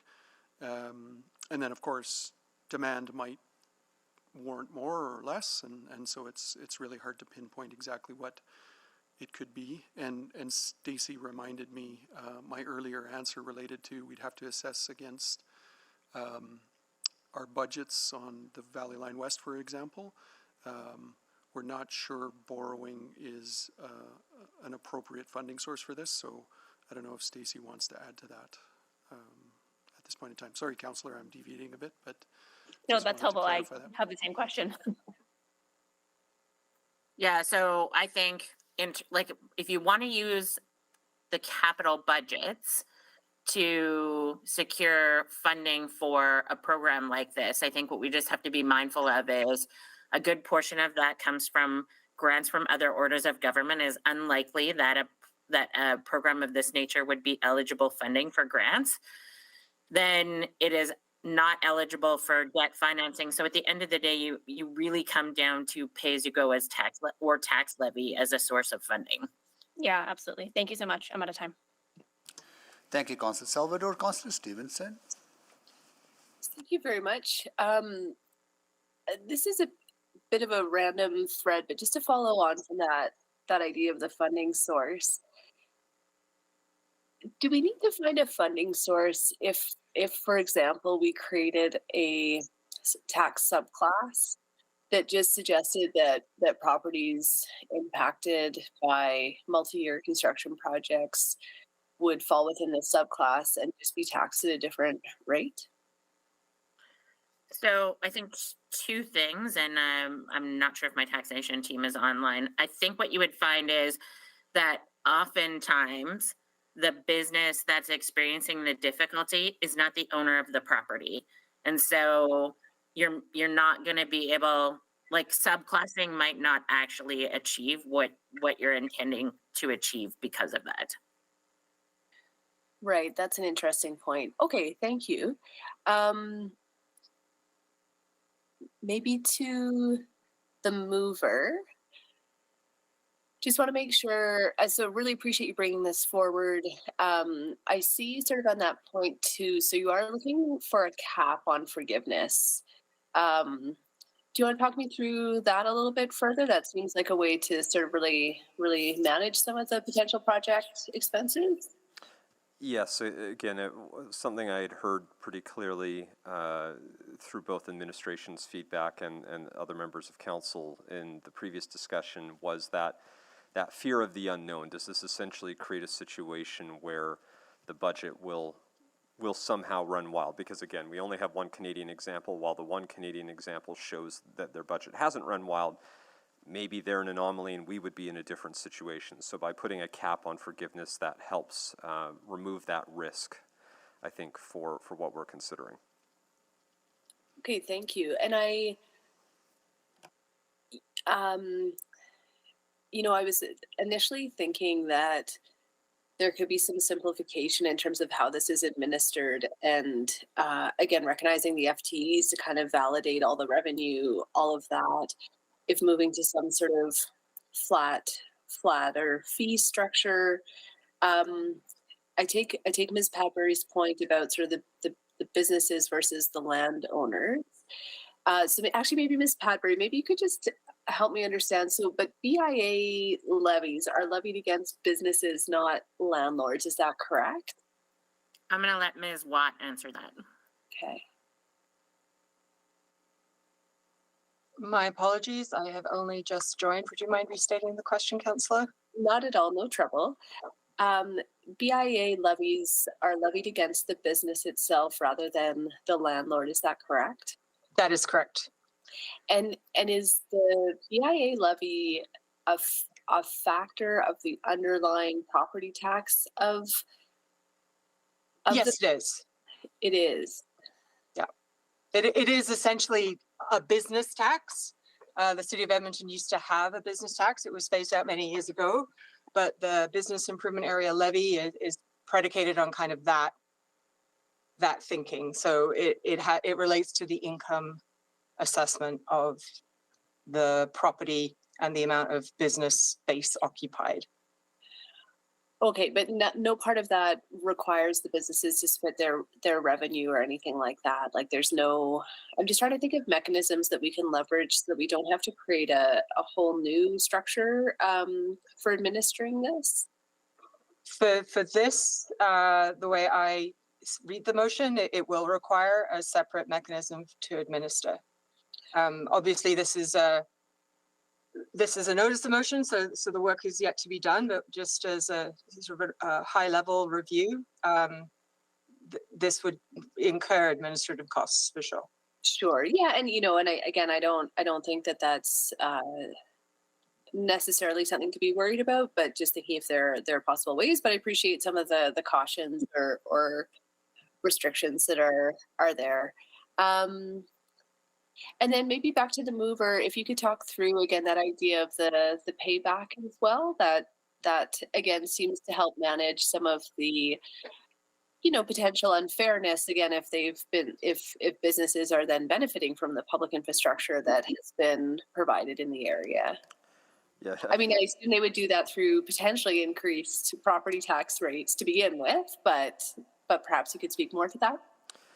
Yeah, I feel like I can't add much more than your introduction to that question. Quite honestly, it's something that, again, I had heard a concern about. We do these projects for the greater good. They will hopefully help these businesses be more successful in the future. And if they do see that benefit, why should they not then be expected to pay back the assistance they received to allow them to get through the construction? So This is just based off what I've heard from folks to try to alleviate some of the concerns. Oh, sorry, Okay. I took up too much time. Yeah, thank you, Councillor Stevenson. Councillor Rutherford? Yeah, so, I mean, I have a lot of questions about the logistics of these points, but I think I want to start a bit broader. To Mr. Corbold, we've gone through a process with OP12 where we've looked at, is it legislatively required? Is it practically necessary? Or is it a council priority? Would, in your opinion, this motion fall within any one of those criteria? I would say on the first, no, from a legislatively required perspective. No, we're actually protected legislatively from having to do this, correct? Right, yeah. And as I mentioned before, practically necessary is in the eye of the beholder. So I would say generally no, but if I would acknowledge that But if I if we was. haven't done it to this point, it business. wouldn't be practically necessary, because Yeah. if it was practically necessary, we'd already have to have it as an Yeah, organization. I agree with that, but I would argue that the business owner would say it's practically necessary to them, for sure. Fair, And but then I'm on- talking about us as an organization Yeah, in our no, process. I would agree. No, I wouldn't, I don't think it meets those criteria. And if we had done the analysis on this, if it was an existing program, I think we would have found it in the non-core category for sure, in my opinion, yeah. Okay. That helps, and I know that we've had some conversations about making sure we're mindful as we're going through the OP12 process, that we're not adding new expenditures until we've finalized that process. Am I recalling that correctly? Like, just in terms of like the advice from administration being, let's really be mindful of what we're putting on in terms of, I know we talked about service packages at budget, extra things that require resources and funding, until a majority of that OP12 process has been. Yeah, I'd say that's fair. We've certainly been advising that. We have seen other unfunded packages come forward that we've been directed to prepare for budget regardless, but yes, that advice is still consistent with Yeah. for sure. Okay. I guess, so just some logistic questions on this specific motion to the mover. Sorry, I'm just pulling it up for my.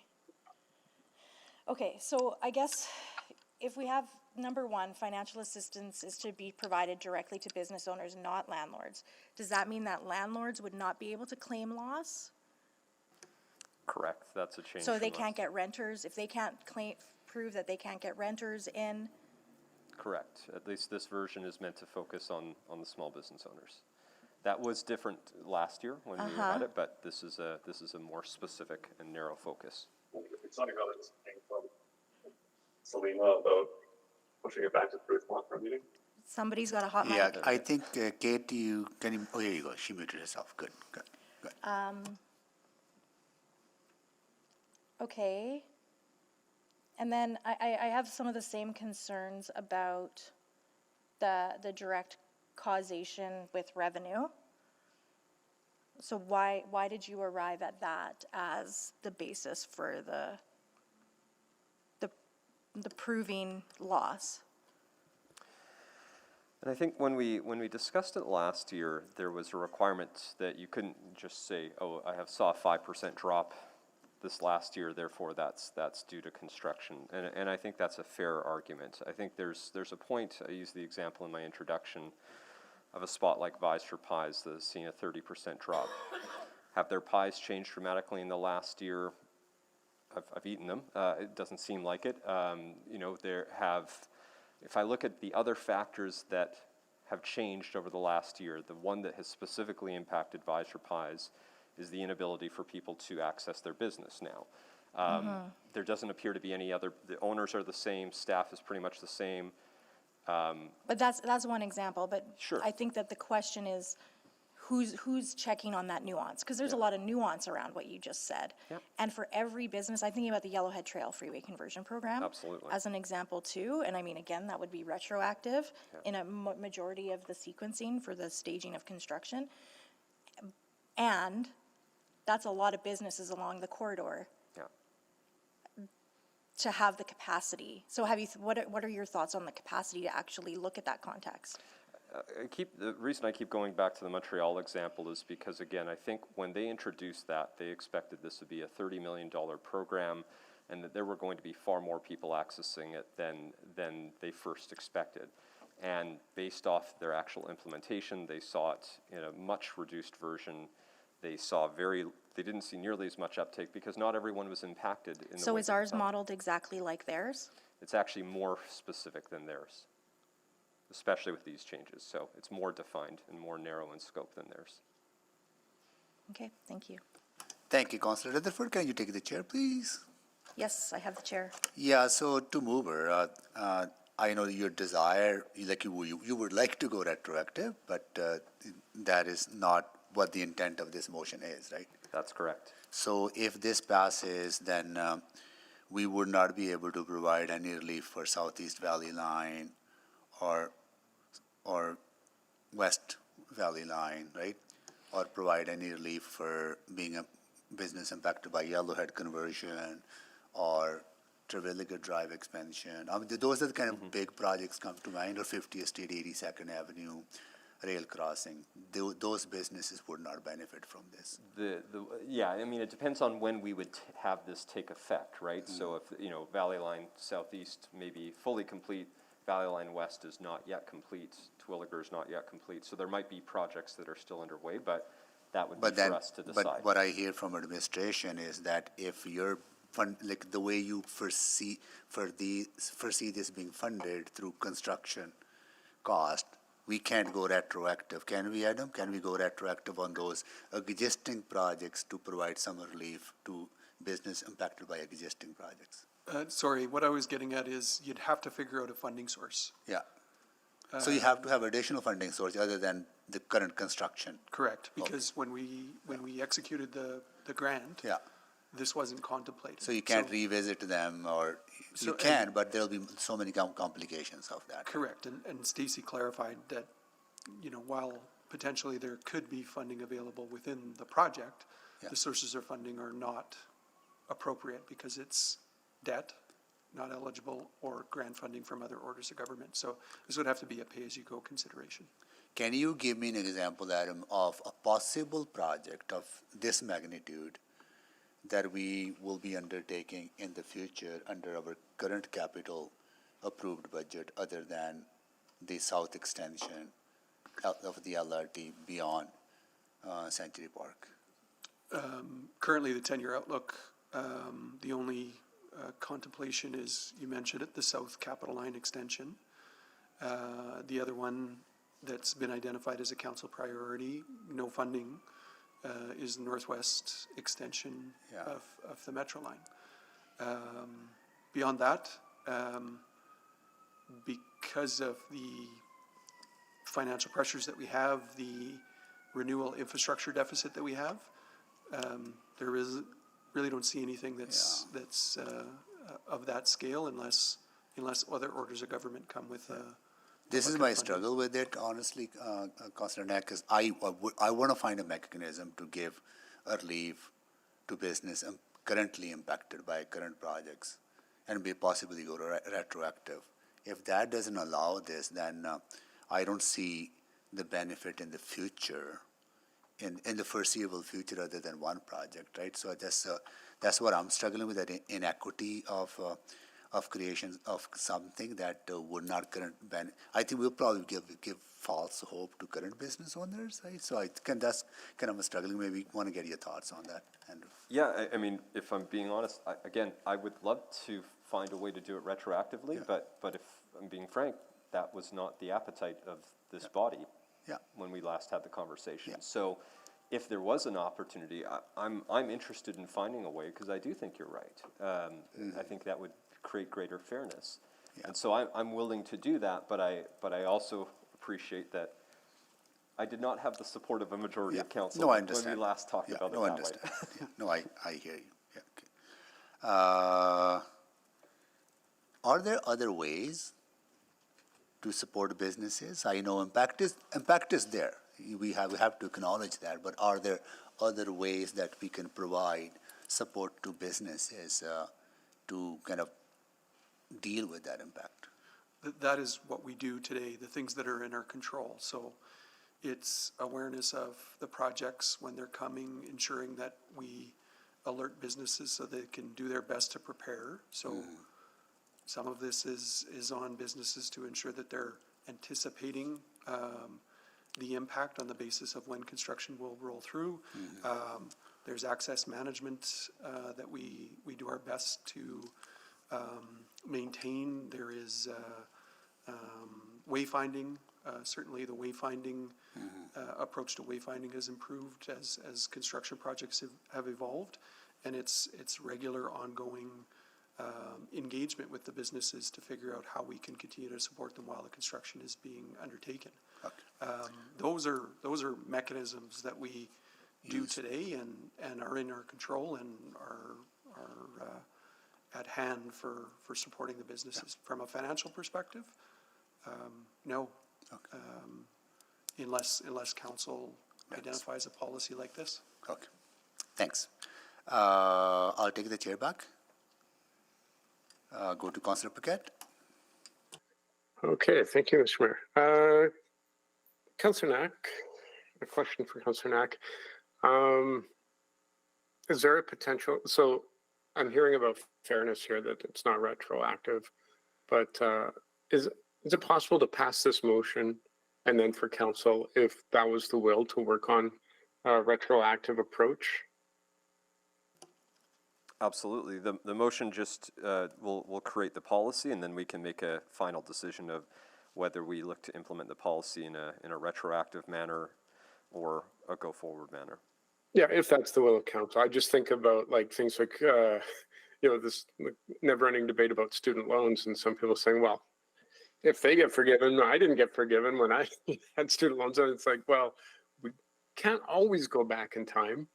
There's a limited amount of DeLoreans in the universe, but I'm hearing from you that you think that while that's regrettable, maybe there are some options for current issues. Okay, so, and the reason I asked that is because for some it's too late. I think about Fort Road Manning Freeway, and they experienced a ton of construction to widen the road, and now they're experiencing a ton of construction, Yellowhead and 66, which has blocked a lot of potential business for them. And what we've seen is businesses closing all the way down the line, and then some of those buildings that were closed have also really sadly been destroyed by fire because no one was there. So I'm just thinking, like, is this sort of the idea that it's not like, oh, okay, well, you've lost some money, here's some money. It's if things are going way further than what was anticipated, then we will ensure, or at least we will help to offset some of that damage so that we just don't end up having entire streets of closures. Is that sort of what I'm hearing? Yeah, I think every business owner would expect that if construction's happening beside their business, that may have an impact for a short period of time and to some degree. I think the issue that we're trying to address is what happens when that is much greater than anticipated, where there is a measurable impact, where we're truly talking about the viability of a business being able to continue to stay open, to reap the benefits of the work that's happening. Okay, and has it been your experience that council passes something, a new policy, and we get it perfect right out of the gate and never have to make any adjustments? That feels like a rhetorical question. No, we do not usually get our things right the first time, or at least it's never perfect the first time. I never ask rhetorical questions. So, yeah, and I guess that's sort of like where I'm at, so if that's sort of what we understand to be true, obviously you would anticipate that this motion is not the be all and end all of what a policy would be, but the beginning of what a policy could be. And then over time we learn, and frankly, from your example from Montreal, it doesn't look like it's a costly learning process at all. And so that, that is the serious part of my question, is that, I think the council is really obviously looking at budgets, not just for today, but into the future and saying, okay, well, what can we manage and what's best for the city and what's fair?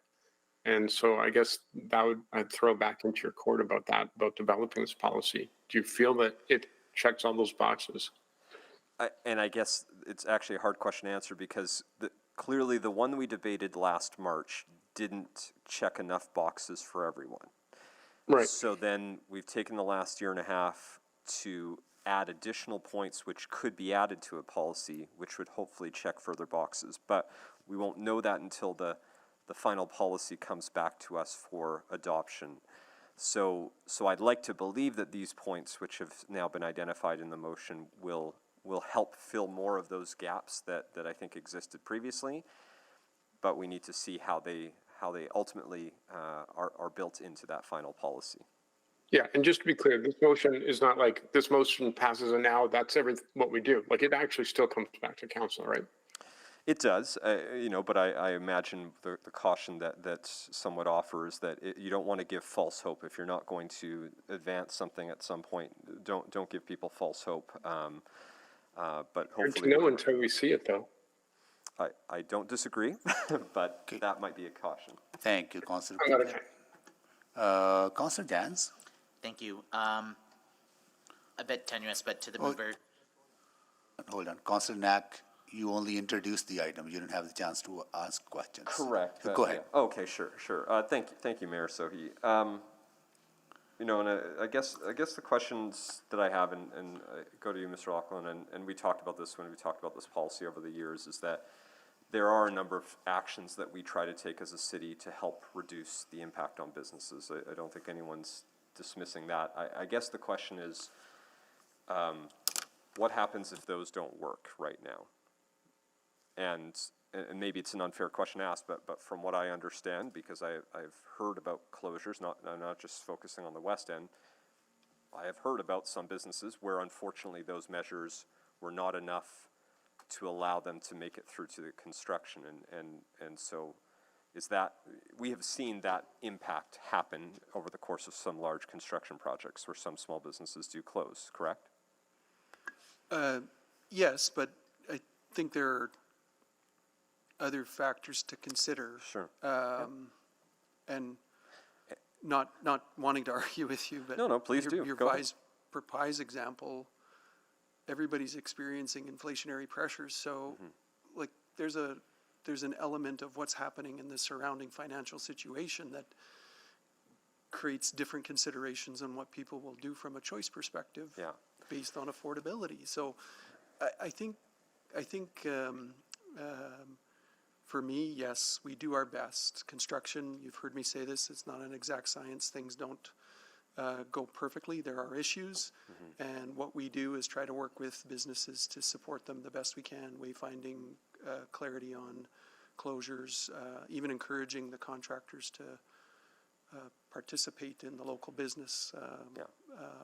So those are the things that we can do, but to attribute it directly to the construction and ignore the other factors, I think that's where this gets so complex. There's some messiness. I mean, it's tough because, I use that one because they've been the one to be public about their loss in business. That, I have talked to enough of them along Stony Plain Road that, maybe it is truly a coincidence that a number of small businesses along Stony Plain Road, particularly west of 149th Street, have seen a substantive reduction in business. One could also suggest, and this is the tension of they all seem to have one thing in common right now for all of those businesses that I've talked to, and that seems to be the fact that there's construction. So whether it's a cafe or a bike shop or you name it, many of them have seen similar impacts. And so, I guess that's the question. I know there's a correlation and causation conversation, but if multiple business types and industries are seeing similar impacts, I guess for me it feels fair to potentially suggest that might be the result of the one thing that is commonly being experienced by all of them. Yeah, and that's fair. That's a contributor for sure. Where it becomes challenging is to deduce exactly what that is through these mechanisms. And absolutely. And one of the things that we said in the last meeting was that if there's truly an interest of council to do this, follow some of the other models that we have, which is just simply a grant program where it's, you define where and define a funding mechanism and you provide grants. I guess I think the concern, I mean, I'm open to an easier way. I think well, the tension with that is funding from where? And Yeah.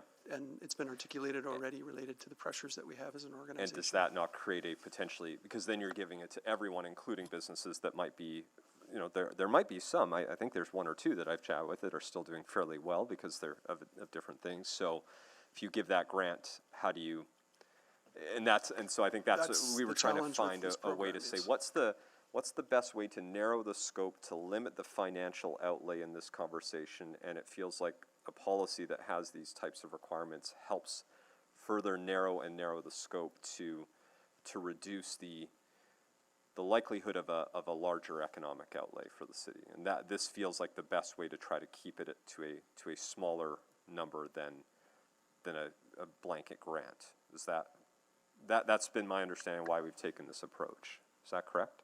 Well, so we were directed by council to take this approach. So again, administratively, there is the holistic view of major infrastructure investment, impacts during construction noted.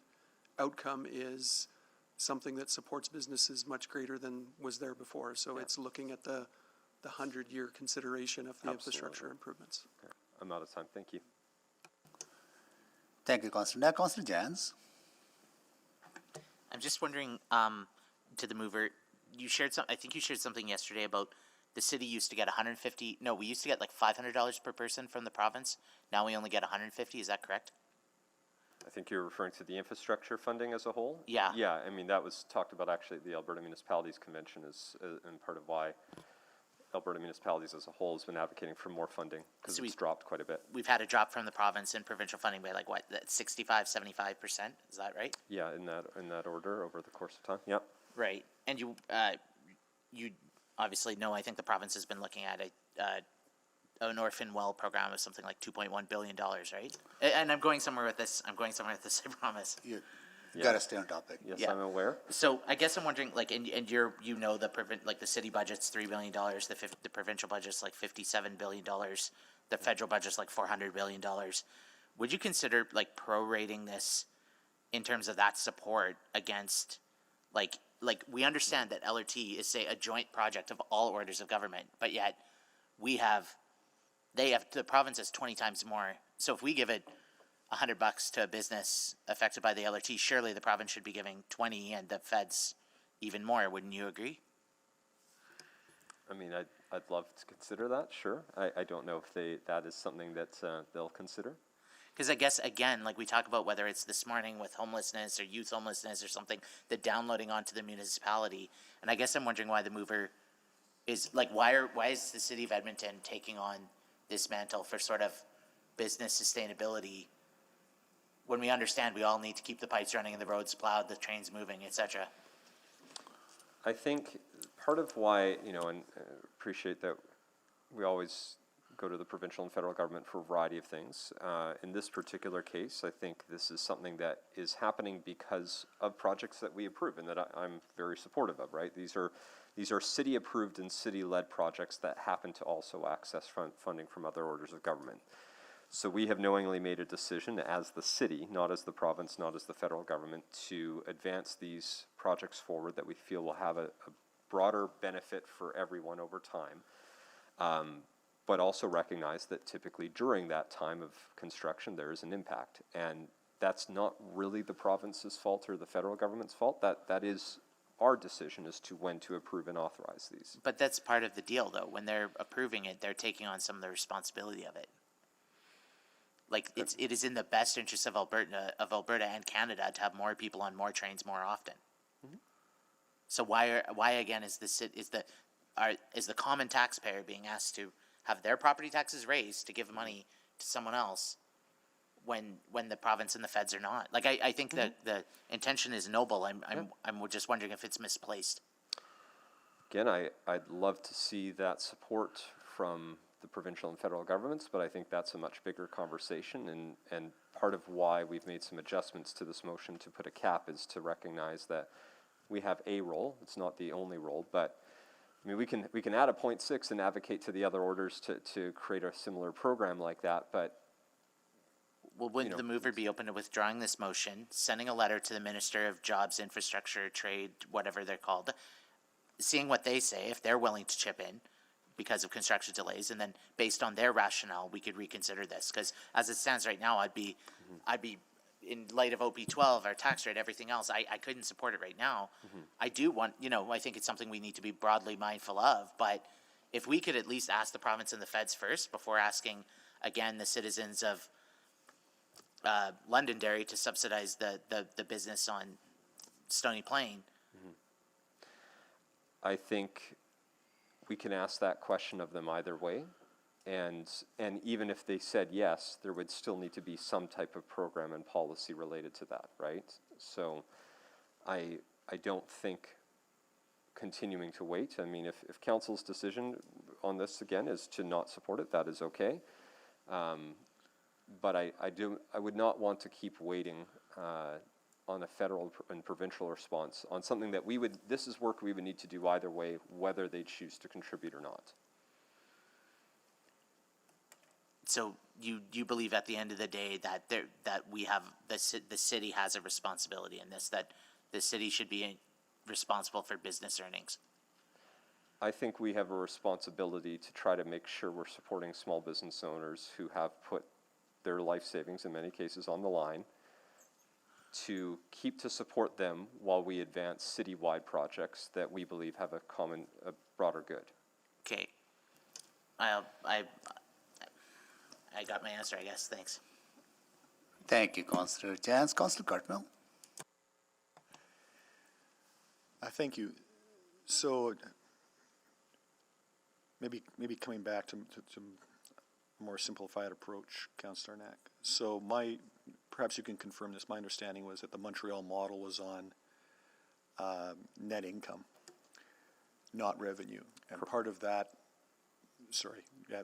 Correct. Yeah, and part of the concern, part of the lack of uptake, as I understand it, and perhaps this is just anecdotal, was that companies don't necessarily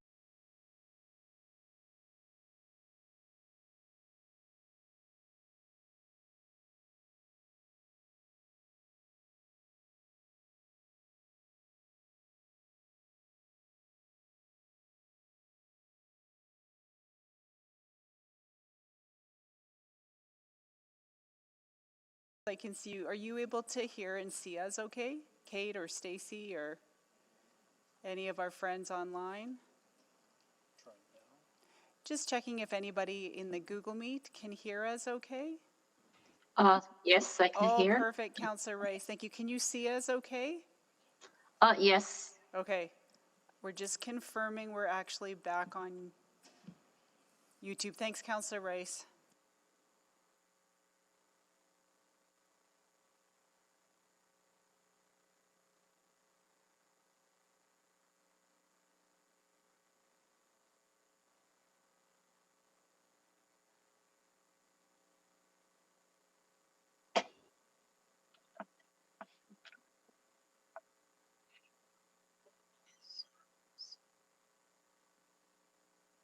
I do believe we're okay, Mayor Sohi. We're good to go.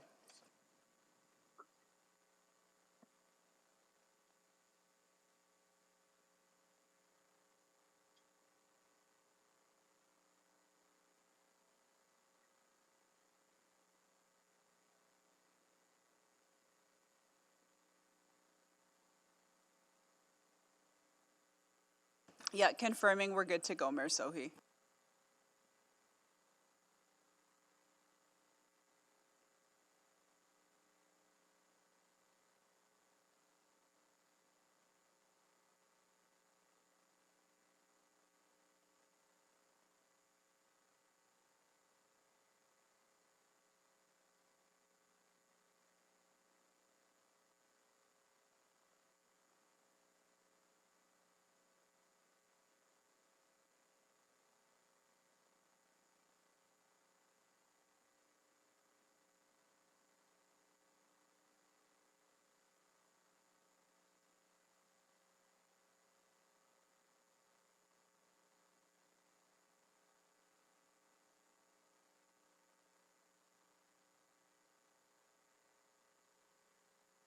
I'm just going to test. Just a quick test for the media, just to check that your audio stream's back. You're good. Okay, thank you so much.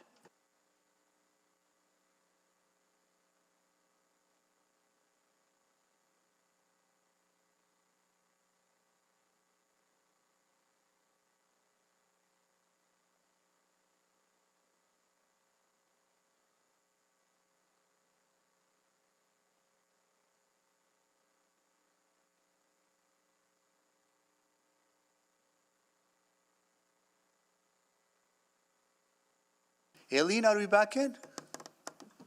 We're still good. Okay, let's do the roll call. Councillor Wright. Good afternoon. Councillor Knack. Good afternoon. Councillor Principe. I think she's away for a bit, yeah. Councillor Principe. Yeah, Councillor Principe has given us notice that she'll be away for a little bit, for sure. Councillor Stevenson. Good afternoon. Councillor Paquette. Good afternoon. Councillor Tang. Hello. Councillor Hamilton. Hello. Councillor Rutherford. Hello. Councillor Salvador. Hello. Councillor Cartmel. Hello. Councillor Rice. Hello. And Councillor Jans. Okay. Councillor Cartmel, we'll start your time. Go ahead, please. Thank you. So I'll start again, Councillor Knack. So the Montreal model spoke to net income, not revenue, correct? Correct. And in broad terms, when we talk about comparing financial successes and less successes, we talk about earnings before income tax and amortization. That's kind of a baseline comparable, and revenue is kind of that. Is that your understanding? Correct. So we're not, if we test on net income, then we're testing on how somebody operates their business. If we test on revenue, then we're testing on how much money came in this year versus last year. That's correct. Which presumably simplifies it. And then as I understand it, effectively the model we're looking at is borrow from, give you a break on your taxes now while it's tough, and then you will pay back that forgiveness when things get good again. And presumably if you're steps from an LRT station, things are not going to just recover, but they're going to get really good. That's the premise. Absolutely. And I think Mayor Iveson moved a motion a couple years ago that actually asks us to test that premise, did he not? That we would see what the uptake in property value is along at TODs, along the alignment? Yes. Recall that? So we'll maybe have that. So I wonder, and now maybe I'll ask if you share my perception that that stretch of commercial establishments between the bridge over Grote Road, which is not there yet, and the intersection between 102nd Avenue is a little different than some of the other places. There's no other way really to get there, and that whole road is torn right up. It's not just that there's some construction in the front street, it's that everything for blocks around is torn up too, yes? That is correct. There's no access at all across. So I wonder about, and we've heard about, the concerns, which I frankly share, which is why I voted against this the previous times it's brought forward, that we open this Pandora's box that now anybody that's, had a lane closure or a manhole cover missing is now going to be claiming for construction cost relief. So what if we narrowed this down somehow to just those few commercial establishments just in that area, which is somewhat discrete and different, as a pilot project? And we see how much uptake there really is. We see how much interest there is in sharing your financial statements in order to achieve some relief. And with a hard, not a if you gets better for you later, but you will pay this back when construction is complete over some amount of time.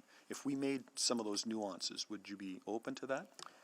Absolutely. I think my only concern, I would guess, is that question then about fairness. What about the rest of the city? But I appreciate why you'd want to do it, is to test a theory. So I'd be open to that. But well, I wonder if you might share the perspective that if we tried in one place that is relatively easily defined and we test the premise, then we can talk about expanding, we can talk about retroactive discussions, we can talk about what worked and what didn't, and we can talk about uptake. And I would also add wonder if you would agree or what your perspective is on turning that into an unfunded service package conversation so that we can compare support for this versus support for other matters when it comes to SOBA. Yeah, I would be open to all of those. So I don't know about rewriting this on the fly to that, and I don't know what the support would be for that. But maybe this gets taken off the board at the moment and we tease that out and do something at committee next week, one way or the other. All I offer that is a question, if you can turn it into a question. I was doing pretty good about turning things into questions, but that's what it's. Certainly open to it. I don't know if others have feedback on that, and I also don't want to waste council's time if there's ultimately no desire. I don't want to keep dragging this out, so. Yeah, agreed on that for sure. So will you be willing to withdraw this, right? And then work with administration to come up with some language around specific areas, right? And unfunded service package brought forward. It has to be notice of motion again, right?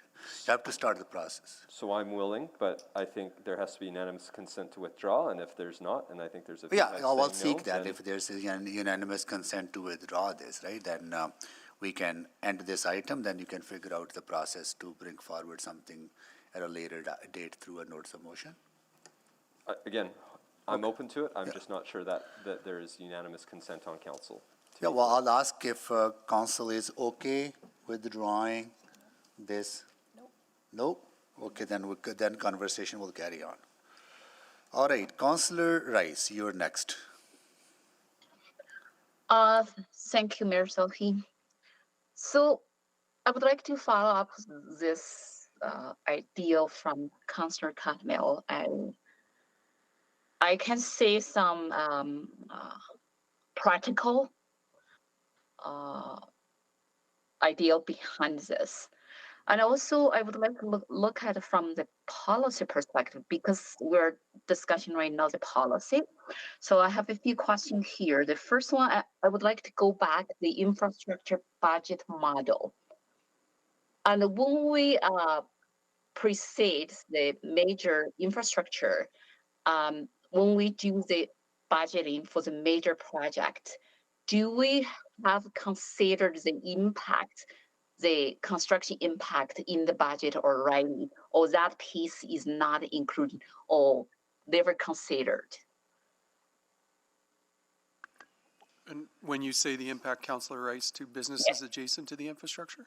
Yes, and not only about the business, like a business adjacent to the construction, and also any other type of impact and in the city and due to this construction. Well, every infrastructure project budgets and schedules are created on the basis of risks that could be realized on the project, and those are referred to as contingencies. But when it comes to compensation related to business impacts during construction, there is no budget allocation identified within a project budget for that. So I'm not specifically referred to the compensation piece, and because any major infrastructure construction would impact no matter it's business or any area and adjacent to the construction site. And from that budgeting perspective, because I heard my colleagues ask about the three levels government work together to funding the project. If the infrastructure project impact already including the budgeting process, and then right now and link to back to funding source, we don't need to worry about or discussing any funding source right now, and to give this impact as the one piece of the budget. So that is why I asked this question. And is there any specific reason, and from that budgeting perspective, we're not consider the impact as a part of the infrastructure budget? So maybe I just want to make sure that I think I'm going to answer your question, but just for clarity, there is no aspect of the capital budget that contemplates a program of this nature. So it's not like funding for a program of this nature is contemplated in the budget. Okay, so that means even from contingency perspective, when we do the budgeting for the capital project, we're not contemplate any risk or any impact and as a result of the construction. They're all The related. only thing contemplated in construction budgets is the cost of construction. So that is the only factor to be there. Okay, so that's my first question. Thank you for that. And my next question is about the data of the business revenue or income. I know, and for business, in order to get this compensation, if we can use that words, and we have to share the financial and statement or financial audit reports. Do we have specific at a general level and food level, we know and how much income, how much revenue and our city right now, specific on the major infrastructure construction sites adjacent to those sites, those type of data and already available for us? To my knowledge, we wouldn't have that data. We certainly wouldn't have it in a cohesive way. And I think it would be difficult for us to collect that data because many of the businesses would be privately owned businesses, so that information is not public. So then how we can get the 50% or percent, that means they have to willing to share their financial statement and for us to get that information, right? I know my time is out. That's correct. Yeah. Okay, thank you. Thank you, Councillor Rice. Councillor Hamilton, Just to speak. okay to speak. Can someone move the second round, please? So moved. Second. Okay, please vote.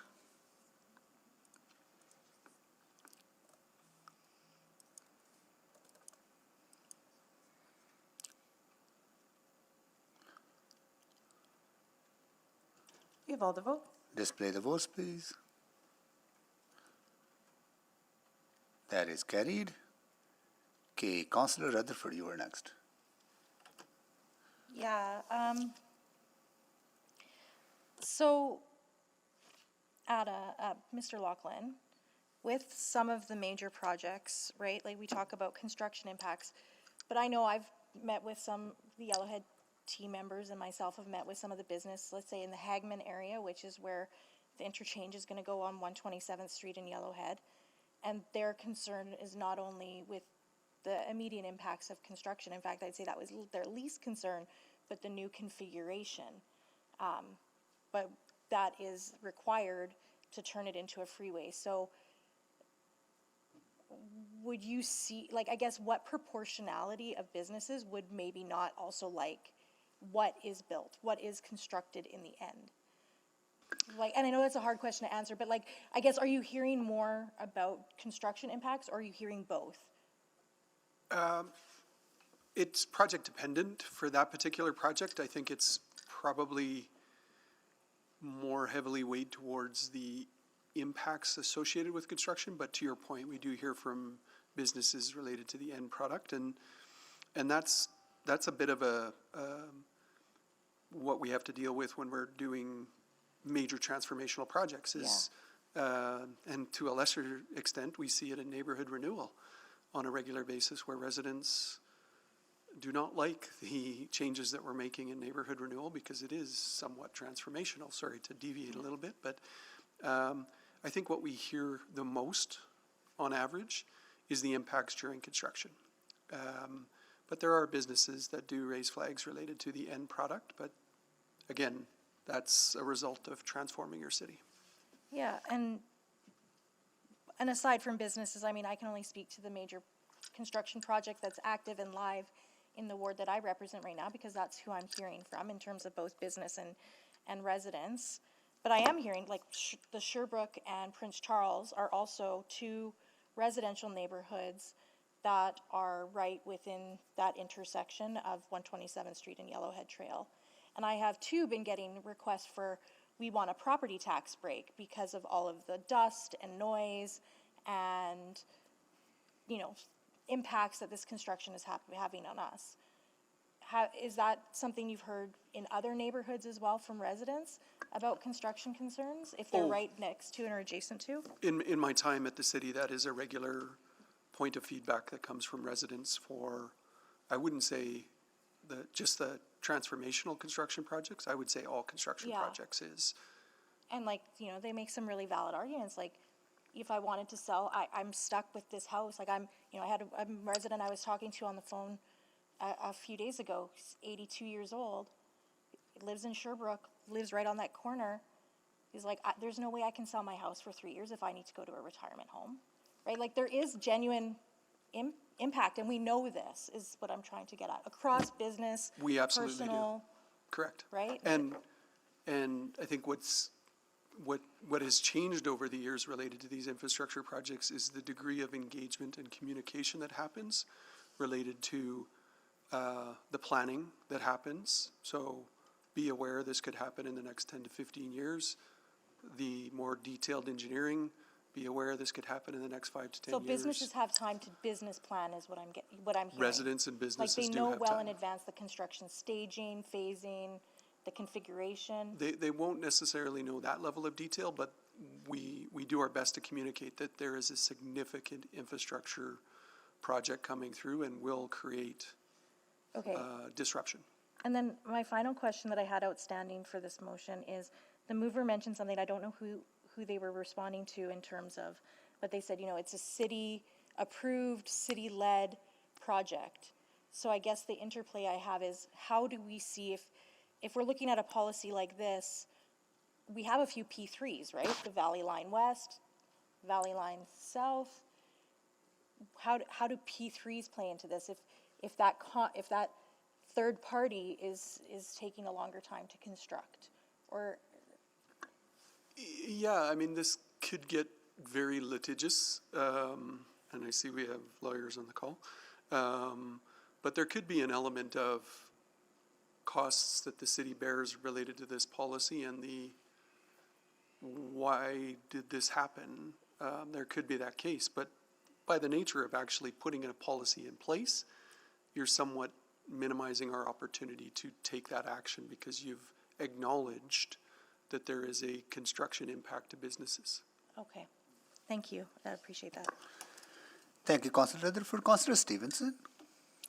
Thank you. Maybe a final question for Ms. Watt, if she's still on the line.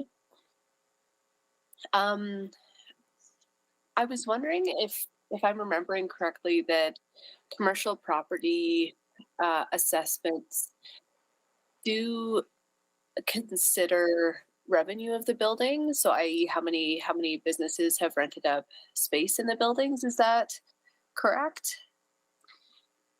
It is correct. One of our approaches to value for businesses that have an income stream is to capitalize that income stream. And we consider market rental rates when we do those assessments. Although we ask for information from individual property owners on their rent rolls, that isn't information that we're able to share as it's protected under various portions of law. So what we use is actually a market indicator of typical rent for buildings. So it doesn't exactly map onto the use for this purpose. Sure. No, that's fair. And I think my question is more just getting at, you know, again, I think we do want to be judicious when we're using city resources to reduce taxes or offset impacts, but recognizing that there is an impact to our tax base if we have vacant commercial or we don't have those thriving businesses in commercial spaces. Is that a fair comment? From a revenue perspective, it actually depends on the type of property. As you know, we do a balanced budget taxation. So if one property reduces in assessed value, the tax is redistributed to other properties that hold their assessed value. Right. So the actual impact to the tax base from property being vacant is more is more related to its contribution to the economy as a whole, if you would allow me to say it that way. Yes, no, and that makes sense. And I think you speak to the fact that again that a business in one neighborhood has an interest in the success of a business in another neighborhood, because if the business in the other neighborhood is failing, they end up carrying more. Their assessment would be greater compared to the other one, and they would pay a higher tax. Yes, that Maybe is I the would basic just- mechanism. Okay. Yeah, Great. I just want to interject and the business, we can only tax property owners, and that is still something that can be very different than business income earned by a business who rents their property. Oh, absolutely. That's not in question, but the assessment of the landlord that informs our taxation is related to businesses, regardless of what their revenue is, but businesses being open and renting that space from them.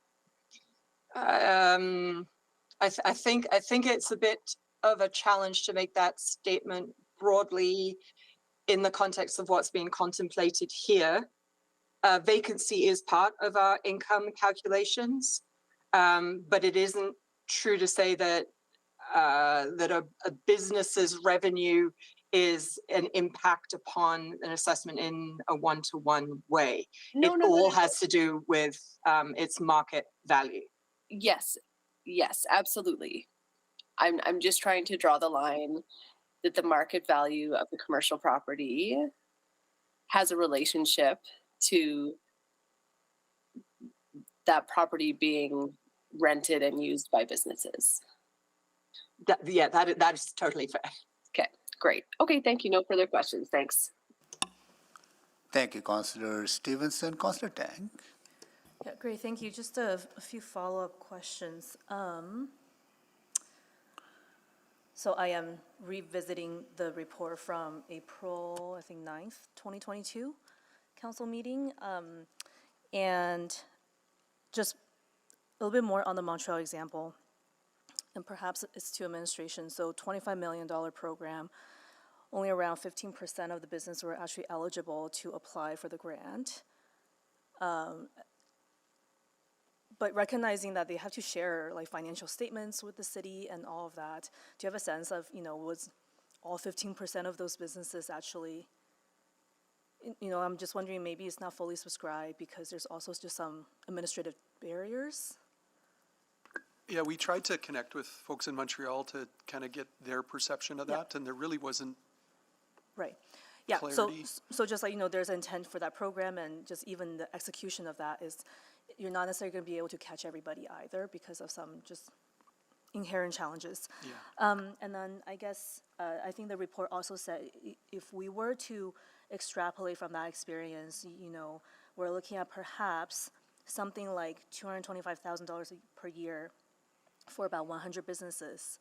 I guess for the mover, can you clarify for me how, that was over a year ago, and potentially looking at net income, and in this case, how would you, what would be different from those kinds of estimation?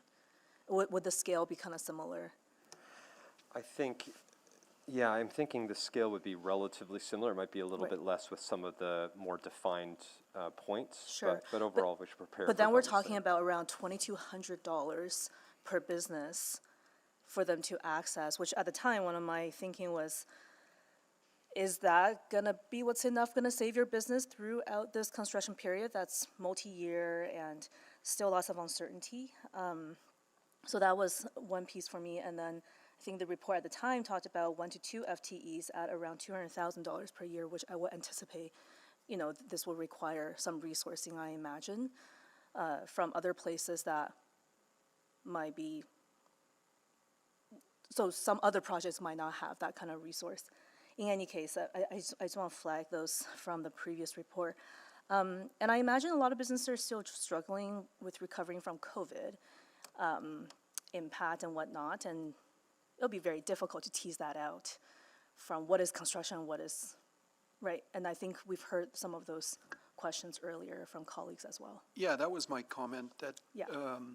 it's really difficult to zero in on specific, and sorry, Stacy should be speaking to this from Yeah. a financial assessment perspective, but it's very difficult to be definitive that it's related to this, and I respect Councillor Knack's assessment that there's absolutely. one common factor, which is the project, but there are many factors that influence performance of business. Yeah, and I think Councillor Rutherford brought a good point about P3, so can I just clarify with the mover, when we talk about major construction project that city have put, are you thinking of specific P3s, like the LRT project, or, what about Lewis Farm? What about, other rec and library, bike network? One can argue that's a fairly large-scale construction project citywide. So the intent when this was first being talked about was the multi-year, large-scale construction projects, like an LRT, like a bridge reconstruction, like a Rec center? Well, but rec center, you don't typically have those around a lot of businesses. So I think about all the rec centers that we've had built, any construction impact has been contained to the site. So I don't know if I would lump those type of projects in. While they are multi-year, all of the impact is on the site itself, not to the businesses nearby. Whereas these other types of projects are ones that actually Yeah. impact people's access. I guess just even thinking about the network, the bike network, one can argue, right, the impact there as well. So I think the definition of this is also problematic for me. Anyways, I'll leave it there. I think you've answered all my questions. Thank you so much. Councillor Hamilton? Sorry, you to speak, right? Yep. Okay. Councillor Rutherford, can you take the chair? Yes, I have the chair. Just a couple of questions. Adam, you said if we want to do this, creating a grant funding option is easier and better choice? Like, what can you? Well, so I'll start with, from interests of the city long-term, we don't feel this is an appropriate program because of the challenges that have been cited in different examples of where does it apply, where it doesn't apply, who's eligible, who's not eligible. And from a legislative perspective, and Andre mentioned this, we are protected when it comes to building infrastructure for the greater good. So I'll premise with this. But if there is interest from council's perspective to support businesses during construction, a simpler way, and you've done this with the downtown, when we were going through the pandemic, there were grant programs created where it was a simple application, a simple review, and a simple, here's your, sorry, I don't remember the dollars, but $1,000 or $1,500, whatever it was. Got it. Can the grants be repayable, kind of set up where once the construction is over, business is benefiting from construction, then you require them to pay that grant back? That's, I think the rationale behind the grant is that it removes the, sort of the FTE employment or operating budget burden associated with going through, which would be significant financial auditing to confirm if you have or you haven't lost. So that was really the only rationale behind the grant, that there have been cases where council has done that on the basis of a broader impact. Okay.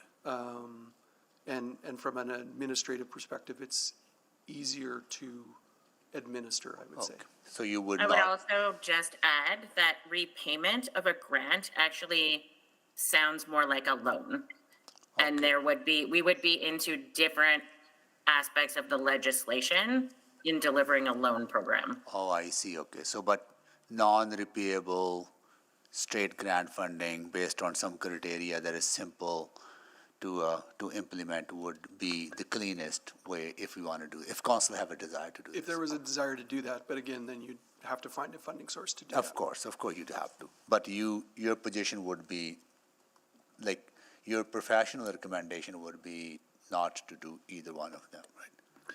Yeah, I'd say our administrative recommendation, my profession. I would as say, an of not, engineer doesn't come into administration, that. your Yeah. administration's professional Yeah. advice would be that. Yeah, I would say between myself and Stacy,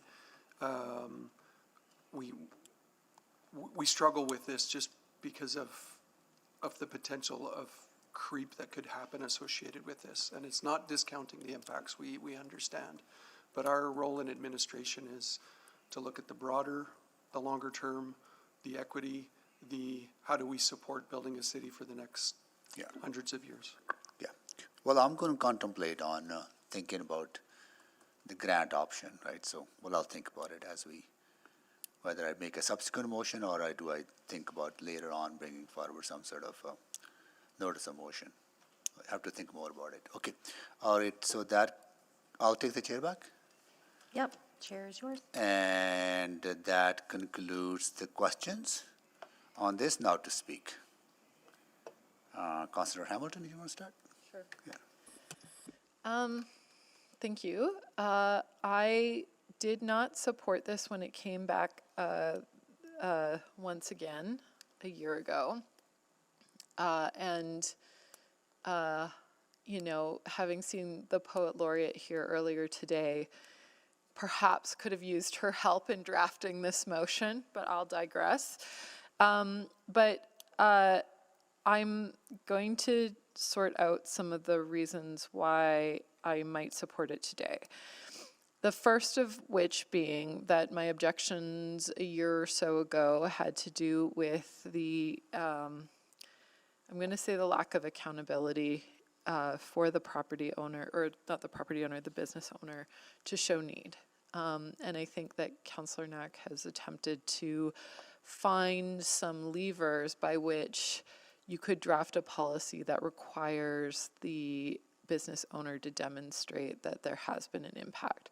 The second of which is that not only is there a cap, but there's a request that the money be repaid. So it also asks that the business owner essentially bet on themselves. Are they willing to say that the impact to their business is so attributable to construction that they do believe it could be repaid in out years? The third is that this is about creating a policy. And coming back to, I believe this would come back to committee. It would come back to committee.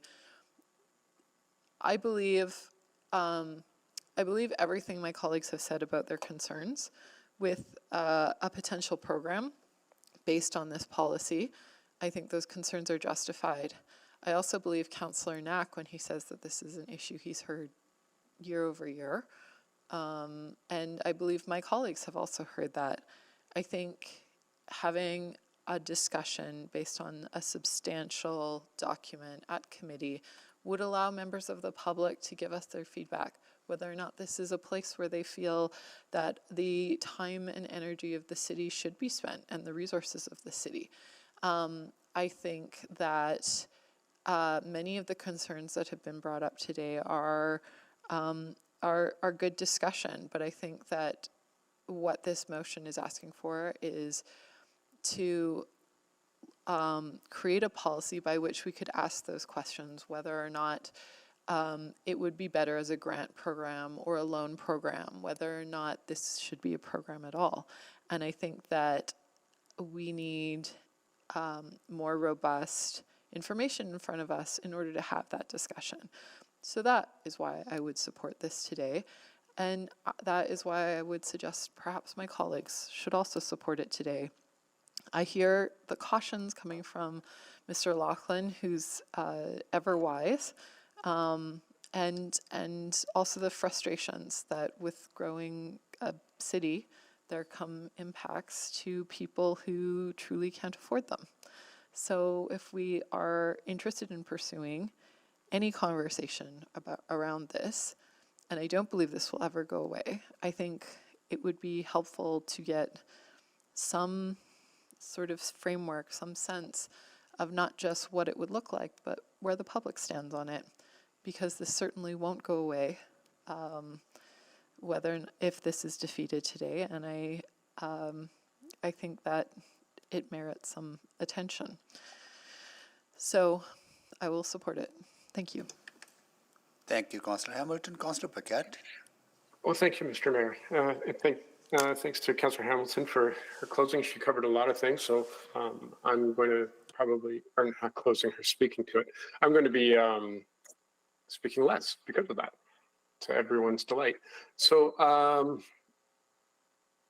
council's role is not dissimilar from administration's role in that we want to look at the long-term viability and success of the city. That's also a council responsibility. We just happen to have different inputs that inform how we go about doing that.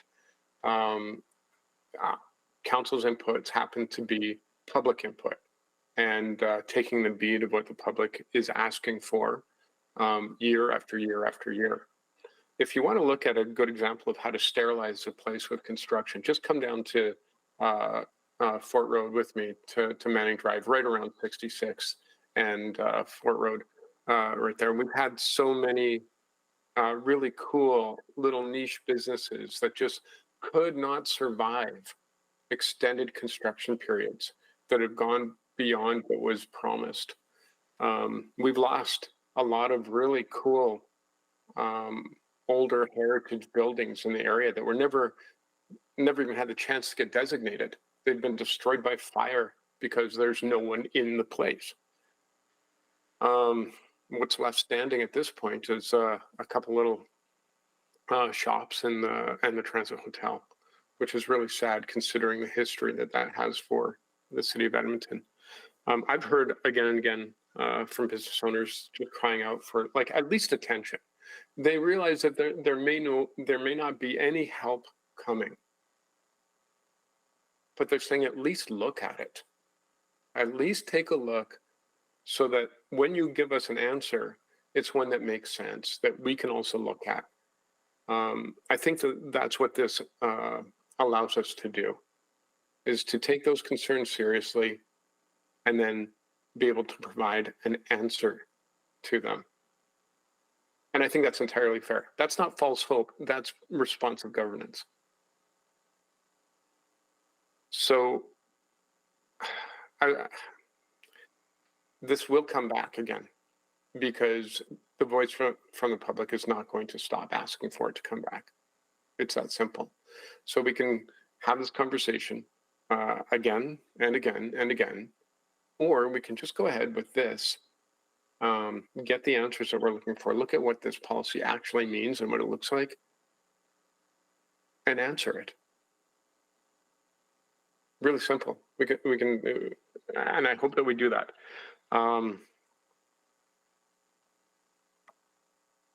That's all I have to say. Thank you, Mr. Mayor. That's whole 2 minutes that you saved, Constable Paquette. Okay. Okay, Councillor Rutherford. Yes, thank you very much for, again, debating what we've already debated. I bring that up because I know one of my colleagues argued, you know, we need to give a committee, this to go to committee for the public, to hear from the public. This has already been at committee. So I'd like to just remind my colleagues of that fact. And yes, maybe there's a few tweaks in here. I would honestly say that most businesses would come and say that these are like red tape inclusion as opposed to red tape reduction, if they were to come to committee. And so by creating more tightness and more barriers, are we actually doing what this is intended to do in the first place anyway? You know, I also am very concerned, yes, this is talking about policy, but a policy without resources is very concerning. Policy that sets an expectation that we can't meet with budget is very concerning. And yes, we talked about the potential to have it integrated into capital profiles, but what I heard is that's not a really appropriate funding source, putting this on debt. It would have to be pay-as-you-go, and we know how limited pay-as-you-go was in our four-year budget debate. There's many things that I removed from budget that were important to the residents I represent and that I hear about continually and over again that I withdrew because we did not have pay-as-you-go dollars. I also want to remind people about OP12 and making sure that our actions match the direction we're giving administration. We need to allow that process to go through its process. We need to get our finances out of deficit. We need to make sure that we're not adding more tax levy in subsequent years to what is already a big potential tax levy. So, you know, I really encourage my colleagues to think about, in the context of all of the things that are worthwhile and valuable, they're all worthwhile and valuable. Supporting businesses and making conditions for businesses to thrive is worthwhile and valuable. So is affordable housing. So is our environment and our environmental goals. We only have so much resources to go around. We have to make tough decisions. I also want to highlight that some of the things that have been brought up around equity. I do think I'm very concerned that this policy would create have and have-nots. You know, it pits business, you know, based on point one, business owners would receive funding, landlords would not, even though they're literally in the same geographical footprint. Who and what counts as a big project? I have businesses on 124th Street Renewal that there's a liquor store there that phoned me crying, the business owner, because they've been impacted. But that's only a 2-year small renewal project. So that's not, that their impacts aren't as important as somebody else's, right? We are creating a really big problem. And I also highlighted the businesses on Yellowhead Trail that are concerned about the overall configuration and the impacts long-term to their businesses as a result of the changes beyond construction. So all of those businesses don't count. They don't get this grant. We're excluding them. That's concerning to me. I also find it very problematic, some of the overall direction in the policy. You know, this is actually, when we write policy, the best way to write policy is to let the policymakers write policy. We're giving very explicit policy direction here without seeing the interplay with the entirety of the policy. And some of these, I think, have very, very negative consequences, like the revenue. What if we have another significant event like the pandemic? And we're also doing a major construction project. How are we determining what's construction related, what's external related, right? The inflationary pressures, those kind of things. So I really worry about revenue. I worry about income for specific businesses being 50% of gross revenue. It seems very specific. It almost seems too prescriptive. And I'm concerned about that. So for all of those reasons, as I didn't support it before, I will not support it again, but happy to further conversations on how we create the conditions for businesses to thrive, even in the midst of construction, in different ways. Okay, Councillor Stevenson. Thank you, Mr. Mayor. Thank you to the mover for bringing this forward. I think it's an incredibly important motion, and I do look forward to supporting it. I've been reflecting on the fact that, you know, as a city, as a council, we have recognized the need to support Edmontonians during challenging times. And we have supported businesses directly who were impacted by the pandemic. Through our economic recovery grants, through a variety of grants that we've provided directly to businesses. And I think we provide that support to businesses because we clearly recognize their importance in creating vibrant communities, supporting our economy, and frankly, to ensure that we continue to see positive growth in our assessment values, which empty buildings don't achieve any of those goals. So just as we support businesses in a range of ways now, and for conditions that are outside of our control, like the pandemic, I think it's equally important that we support businesses during multi-year construction projects, which you know the city does have more control over. Helping, you know, those investments that we make are critically important. I will never question the need to make those investments. But we don't benefit from empty buildings or more Edmontonians out of work. So helping businesses to stay afloat during those challenging multi-year construction projects, I think ensures that we see the highest return of value in our public investments in our communities as a whole. So I look forward to supporting this, and again, thank the mover for bringing it forward. Thank you, Councillor Stevenson. Councillor Wright. Thank you. I'll speak briefer than Councillor Paquette. I cannot support this motion again. Well, you know, I applaud the entrepreneurial spirit of some of our mom and pop shops and that have been impacted by construction.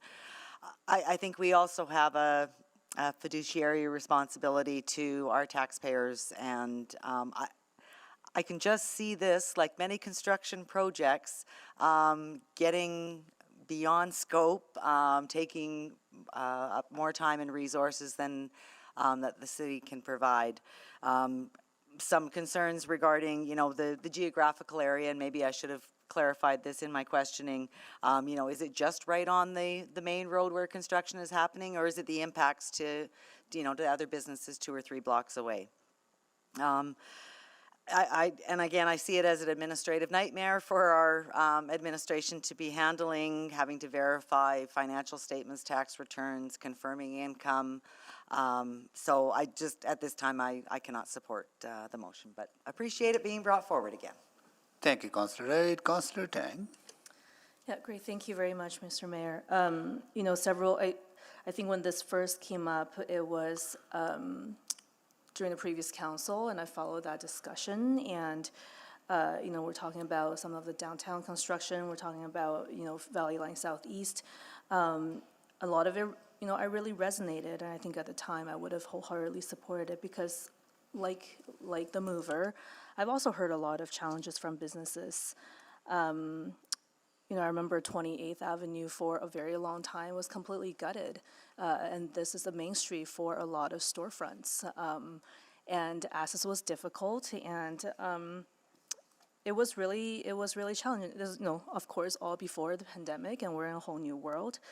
And I think in the last couple rounds of discussion when this came up again, I think the administration brought some really sound arguments for and the concerns for the feasibility of a program like this. You know, not to repeat some of the pieces already mentioned by my colleague, but I am equally concerned around resourcing, around scope creep, inequity. I worry about the kind of message it actually sends to some of these businesses who went through that period previously. This kind of what about us? Have we also been forgotten? And I agree with some of the pieces that mentioned that maybe this is not the right tool and there could be other consideration. And I think the other piece I'm struggling with this discussion once again is that, yeah, we can bring the information forward. We can debate the policy, and we did that on April 4th, 2022. And in fact, there is attachment 1 is the full council policy for financial losses during major construction projects. I struggle to see what new information that another round will bring forward.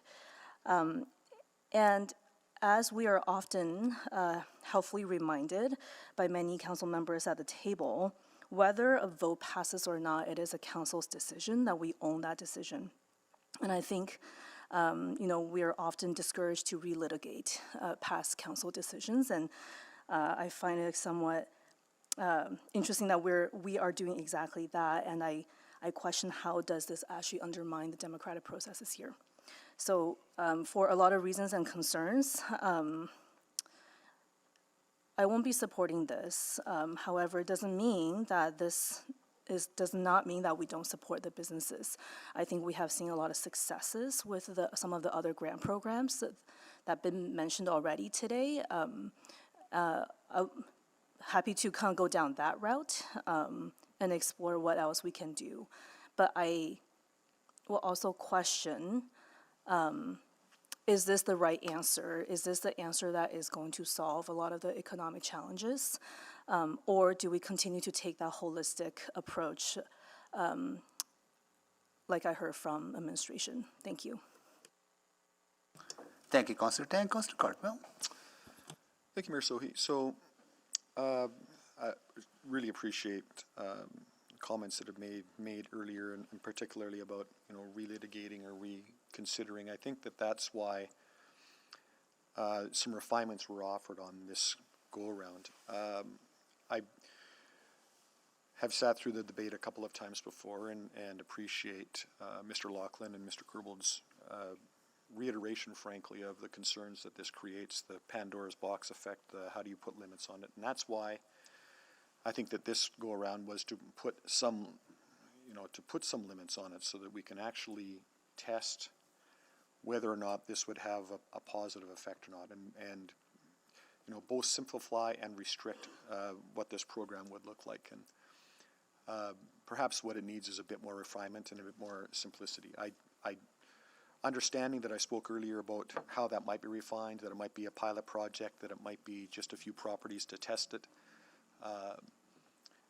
Because I think there's a concept piece here that we haven't fully teased out. And so I am willing to support that while I do that with some concern about just what the knock-on effects of that might be.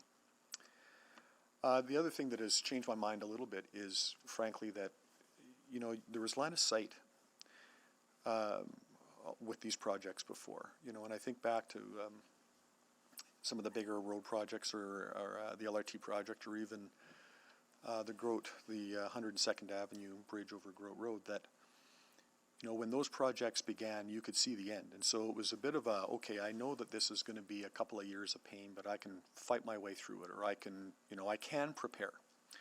I think that's one of the comments earlier, that businesses get forewarned and have the opportunity to prepare. What we found, though, is with these LRT projects particularly, is that they become so complex, so long, and so big that they become very unpredictable. We've seen that on all of our recent LRT projects, the past few, and not looking to cast blame or unfair criticism, but I don't know that the businesses along that alignment can actually say, well, this is going to be how long it's going to take. This is how long I can expect these delays to take place.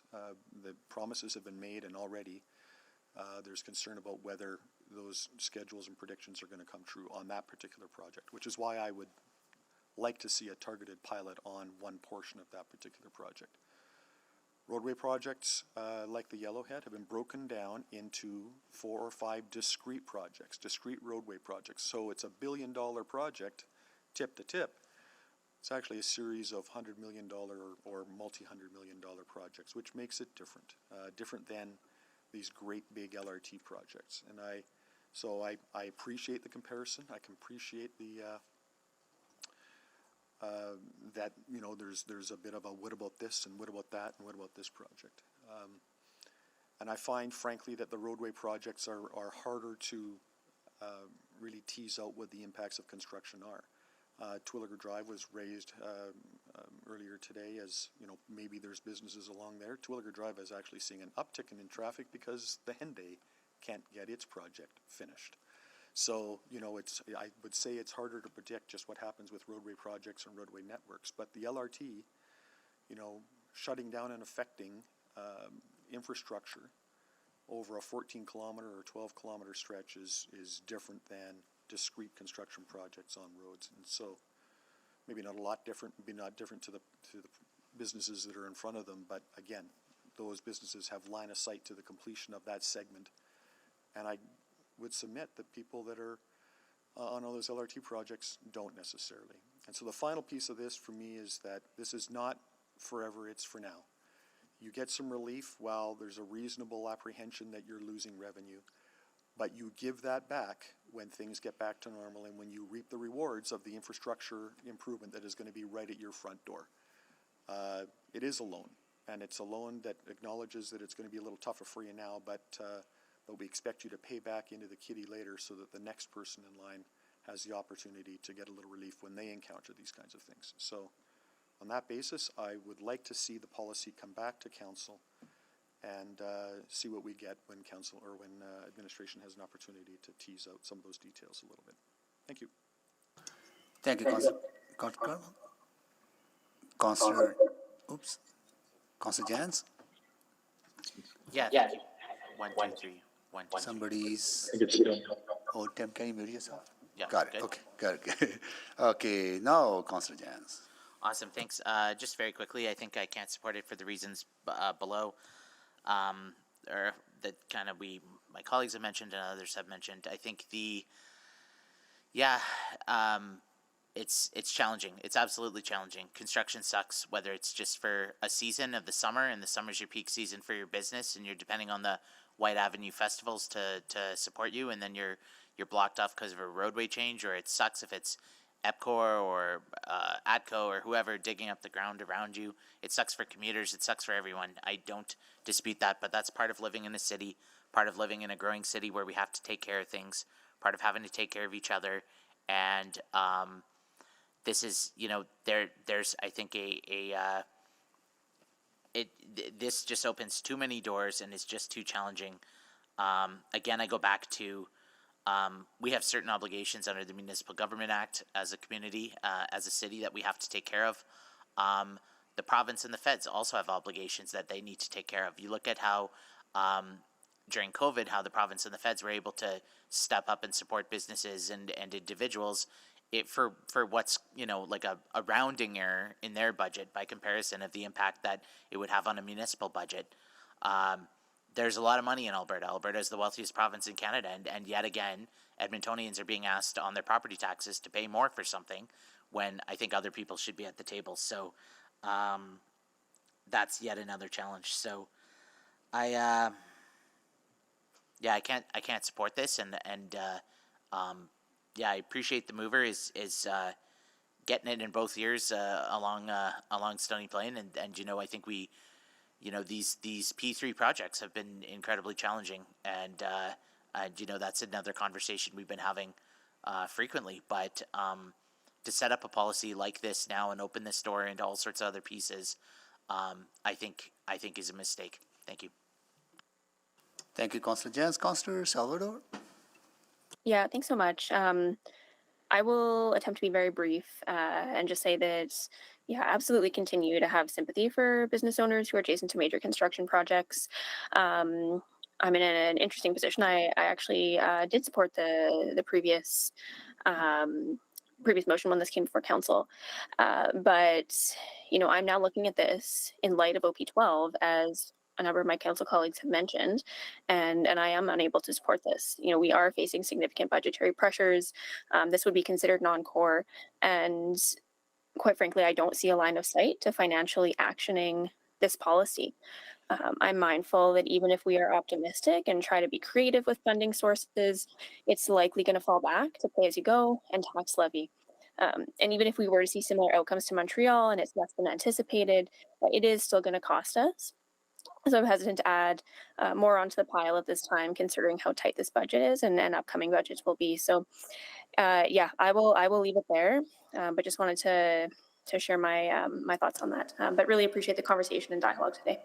Thank you, Councillor Salvador. Councillor Rutherford, can you take the chair, please? Yes, I have the chair. No, I really want to commend Councillor Knack for chipping away at this over the last number of years, and I hear from businesses as well. I represented southeast part of the city when construction on that project started, and I still hear from businesses along that line of the ongoing impact and the long-term impact that they're going to face. Some positive, but some negative as well. And I hear from business around Stony Plain Road and other businesses too. And I did support this type of motion last time when came in front of us. But unfortunately, I cannot do that again. There are a number of reasons. One is that I was under the impression when we debated this last time that we will be able to go retroactive to support businesses that have been impacted by the LRT construction, particularly both Southeast Leg and the West Leg. So this motion would not do that. And if we were to find a funding source that would require the current project arrangement to pay for some of these reliefs, we cannot do that because the contract is already signed, and opening up that contract creates a whole bunch of other issues. So the only way to provide support to current businesses impacted by the construction of the LRT or other large infrastructure project currently underway is through a tax levy. Whether we do that through this policy or whether we do that through a grant funding. If there's a desire among council, I'd rather explore the grant funding. Even I don't know if that will be doable within. So that's one reason, the retroactivity, not able to provide support to a current business. This is forward-thinking, future-looking, and I don't see many big projects coming our way that will benefit from this. It also creates inequity that I did not think about during the last discussion. Neighborhood renewal goes on 2 to 3 years in some neighborhoods, right? So how do you justify that to the businesses in that neighborhood, right? And there are other projects. There are other decisions that council makes that do have impact on businesses, right? So I think this does open up that slippery slope. So that's another thing that I did not properly contemplate last time. And the third one, which is absolutely significant one and main one for me changing my mind, is our financial situation has considerably changed since we last talked about it. We are going into very tough budget discussion in November, where we not only have to deal with the year-end shortfall in the first quarter of next year, which amounts to close to $73 million, but also we have pressures on wages, on settlements with the unions. We have pressures on transit, where revenue is down. We have pressures on utility costs, which are up. And these are permanent pressures. These are not temporary one-time pressures. And we need to be very careful how we allocate resources. So that is the main reason that I cannot support this. And I support businesses. We will continue to champion for them. We will continue to find other ways to supporting them, whichever way we can. But this is real tough one because I don't also see the benefits, like providing a little bit of property tax rebate. I don't know how much a difference that will actually make for their business's survival if there are structural challenges that a business is facing. I would rather explore what Councillor Cartmel was suggesting, maybe do a site-based specific pilot to test out these kind of policies, and maybe that's something we can pursue in the future. So I'm unable to support Councillor Knack, and with that I will take the chair back and go to Councillor Knack to close. Thank you, Mayor Sohi. As I count, that means we're looking at a 6-6 tie. So I'll offer some final thoughts to see if I can maybe sway some perspectives. I'll start with, when I first brought this up, it had nothing to do with the West End, actually. It was originally something that came forward when High Street and the Groat Road Bridge closed, and there was some bends and some pillars, and an extra year was added on to that project. And we actually saw a business that did attribute that in part of, and other things, so it wasn't solely the bridge, to the reason they decided to close. And that sparked this in my mind, thinking that I would hate for a project that is important, that needs to be done, to be the reason that a business chooses to close down, particularly a small business. And so there have only been 2 topics that I've kept bringing up because I thought it was so important, and I appreciate the caution about relitigating everything. And there's 2 things I brought up, one of which was the ability to participate virtually in meetings, because I felt that was more democratic and needed to be pushed. The pandemic actually solved that particular issue, and then this one. So there's many votes I've lost that I haven't brought up again because, council's made the decision. But this one, for me, why I continue to stress, focus on it, I guess, is now I am going to bring in some local examples because, when the construction started on Stony Plain Road, I'm going to talk about the sections west of 149th Street. The businesses from 149th to 156 were told that within the next few weeks, they were supposed to have the sidewalk and road completed in front of their business. And now they're being told by Marigold that they're probably another year. It is hard when you're told one thing as a small business owner and you budget for it and you prepare for it and you try everything possible to recognize that there is a greater good, which Stony Plain Road Business Association, to be very clear, has very regularly talked about the greater good of this project and has talked about the need to support that and the need as a group of businesses to support that. And yet, I also think it's fair for them to express concern about making sure that they're being supported while they have supported us on some of these big projects.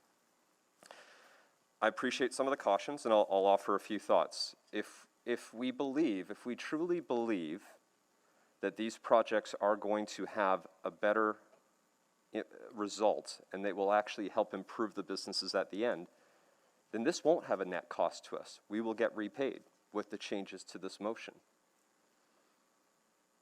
And on the other hand, if it doesn't, that will mean we actually do recognize that there was an impact and that it was good that we at least worked to try to help in one small way.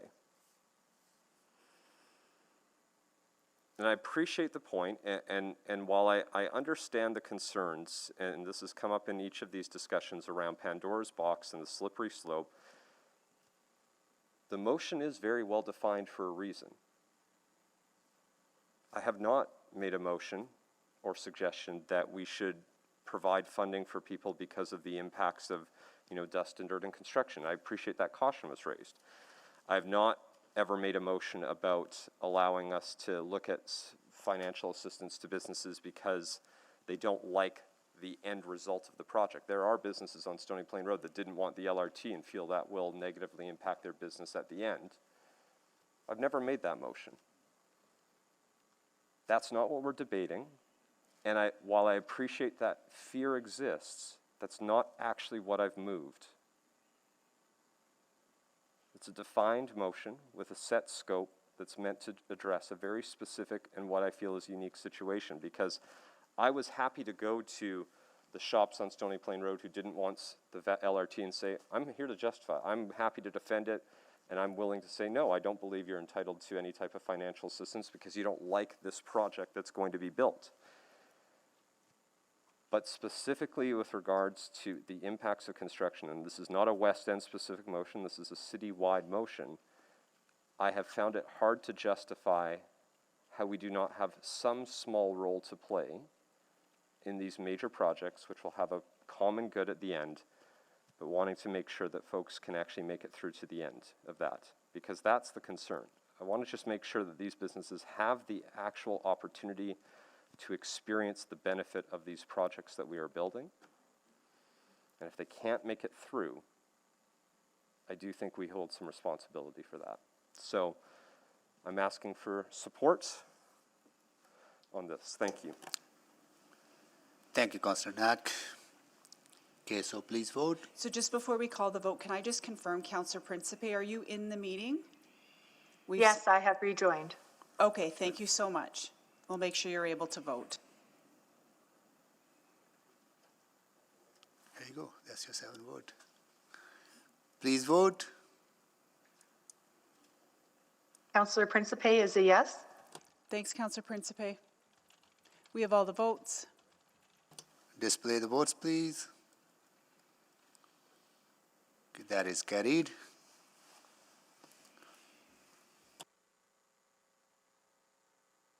All right, so yes, now we are on to notice of motions and motions without customary notice. Councillor Rutherford?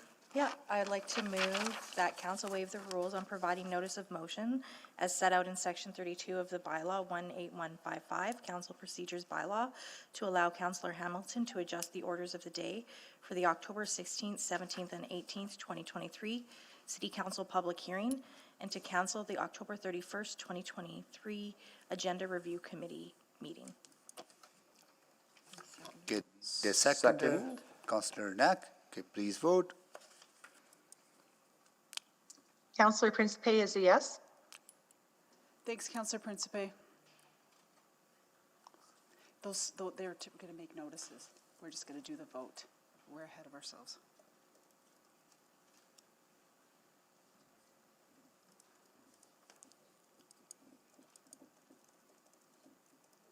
Thanks, Councillor Principe.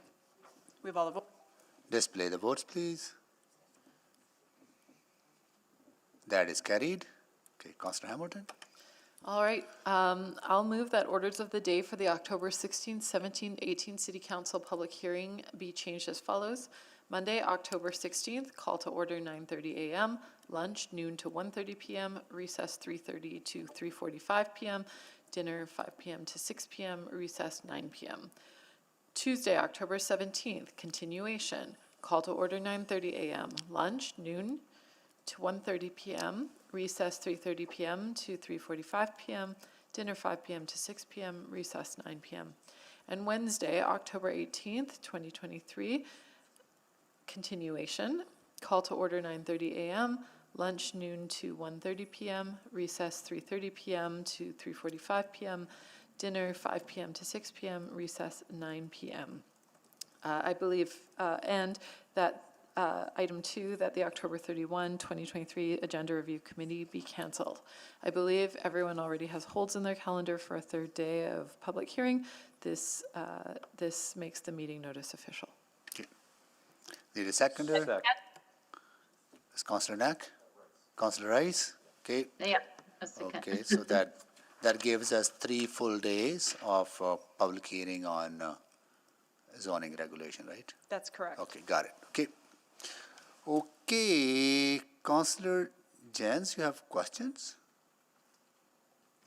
No, sorry, I was in, that was previous. I signed in for a notice Oh, of I motion. see. Oh, so, guys. And Councillor Salvador, you also have a notice of motion, right? That's right. Got it. Okay, please vote. Councillor Principe is a yes. Thanks, Councillor Principe.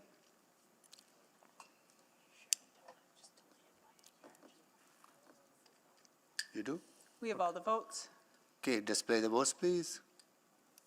That is carried. All right, Councillor Salvador, go ahead, please. Yeah, thank you. So notice of motion, the next regular council meeting, I'll move that administration return to committee with a report outlining the options available for supporting the Al Mustafa Academy and Humanitarian Society account 102-90545 with their current outstanding tax balance. Okay, thank you. Councillor Jans? Thank you. I have 2 notices of motion. I'll read them both, and I'll just send the clerk the final wording, just make sure.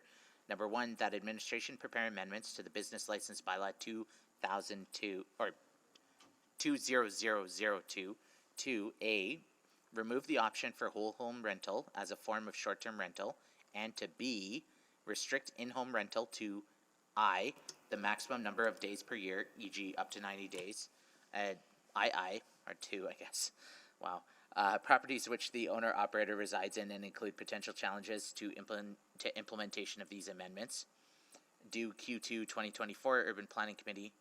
On the second motion, that administration bring forward an unfunded service package as part of the 2023 fall supplemental operating budget adjustment to undertake research, analysis, and engagement required to A, outline short-term rentals' effect on local housing affordability, zoning, and nuisance conditions and impacts to the rental, labor, tourism, and visitor economies, and B, identify options to respond to research findings, including exploring changes to existing bylaws, programs, and operational requirements, and potential advocacy to the Government of Alberta for regulation of short-term rentals. Due date, 2023 budget meetings. So just to confirm, when are you planning on making those motions? At what meeting? And are you a member? So today's They're notice. for City Council. I'm giving notice that this would be debated by Council. So you're giving notice at the next council meeting, you'll be making those 2 motions? No, sorry, I'm giving notice now. Yep. So at the next council meeting, we can debate these. Okay. Okay. Yeah. All right. Please vote.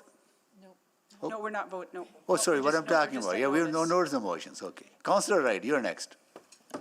Thank you very much, and I will be making a motion at the next city council meeting on November 7th, I think. That administration prepare a report which provides a jurisdictional scan on the nature of medical services provided by the Edmonton Fire Rescue Service, equivalents of other medium to large Canadian municipalities and their related funding sources, and an analysis of Edmonton Fire Rescue Service calls for service, categorized by calls that are medical in nature, both immediately life-threatening and time-critical, and not immediately life-threatening as defined by Alberta Health Services, as well as calls that relate to a drug poisoning response. Can I just confirm when you're making that? Is it the next council meeting or the November council meeting? Isn't the next one November? I was just quickly looking at my calendar. No, the next one's So- your organizational meeting, and there's another one in October. I can do it at the organizational? Okay. 100%. I'll do it at the organizational then, please. Okay. And then it will be also an approach for how the City of Edmonton could refocus Edmonton Fire Rescue Services to respond to medical, immediately life-threatening or time-critical events as defined by Alberta Health Services, with part of this approach exploring the feasibility and cost of using a light fleet truck and crew to respond to medical calls on top of the existing minimum staffing, while City of Edmonton works with Alberta Health Services to collaboratively amend their medical first response plan, with hopefully a due date of Q1 2024. Okay. Any more notes or motions? I see none. We are adjourned.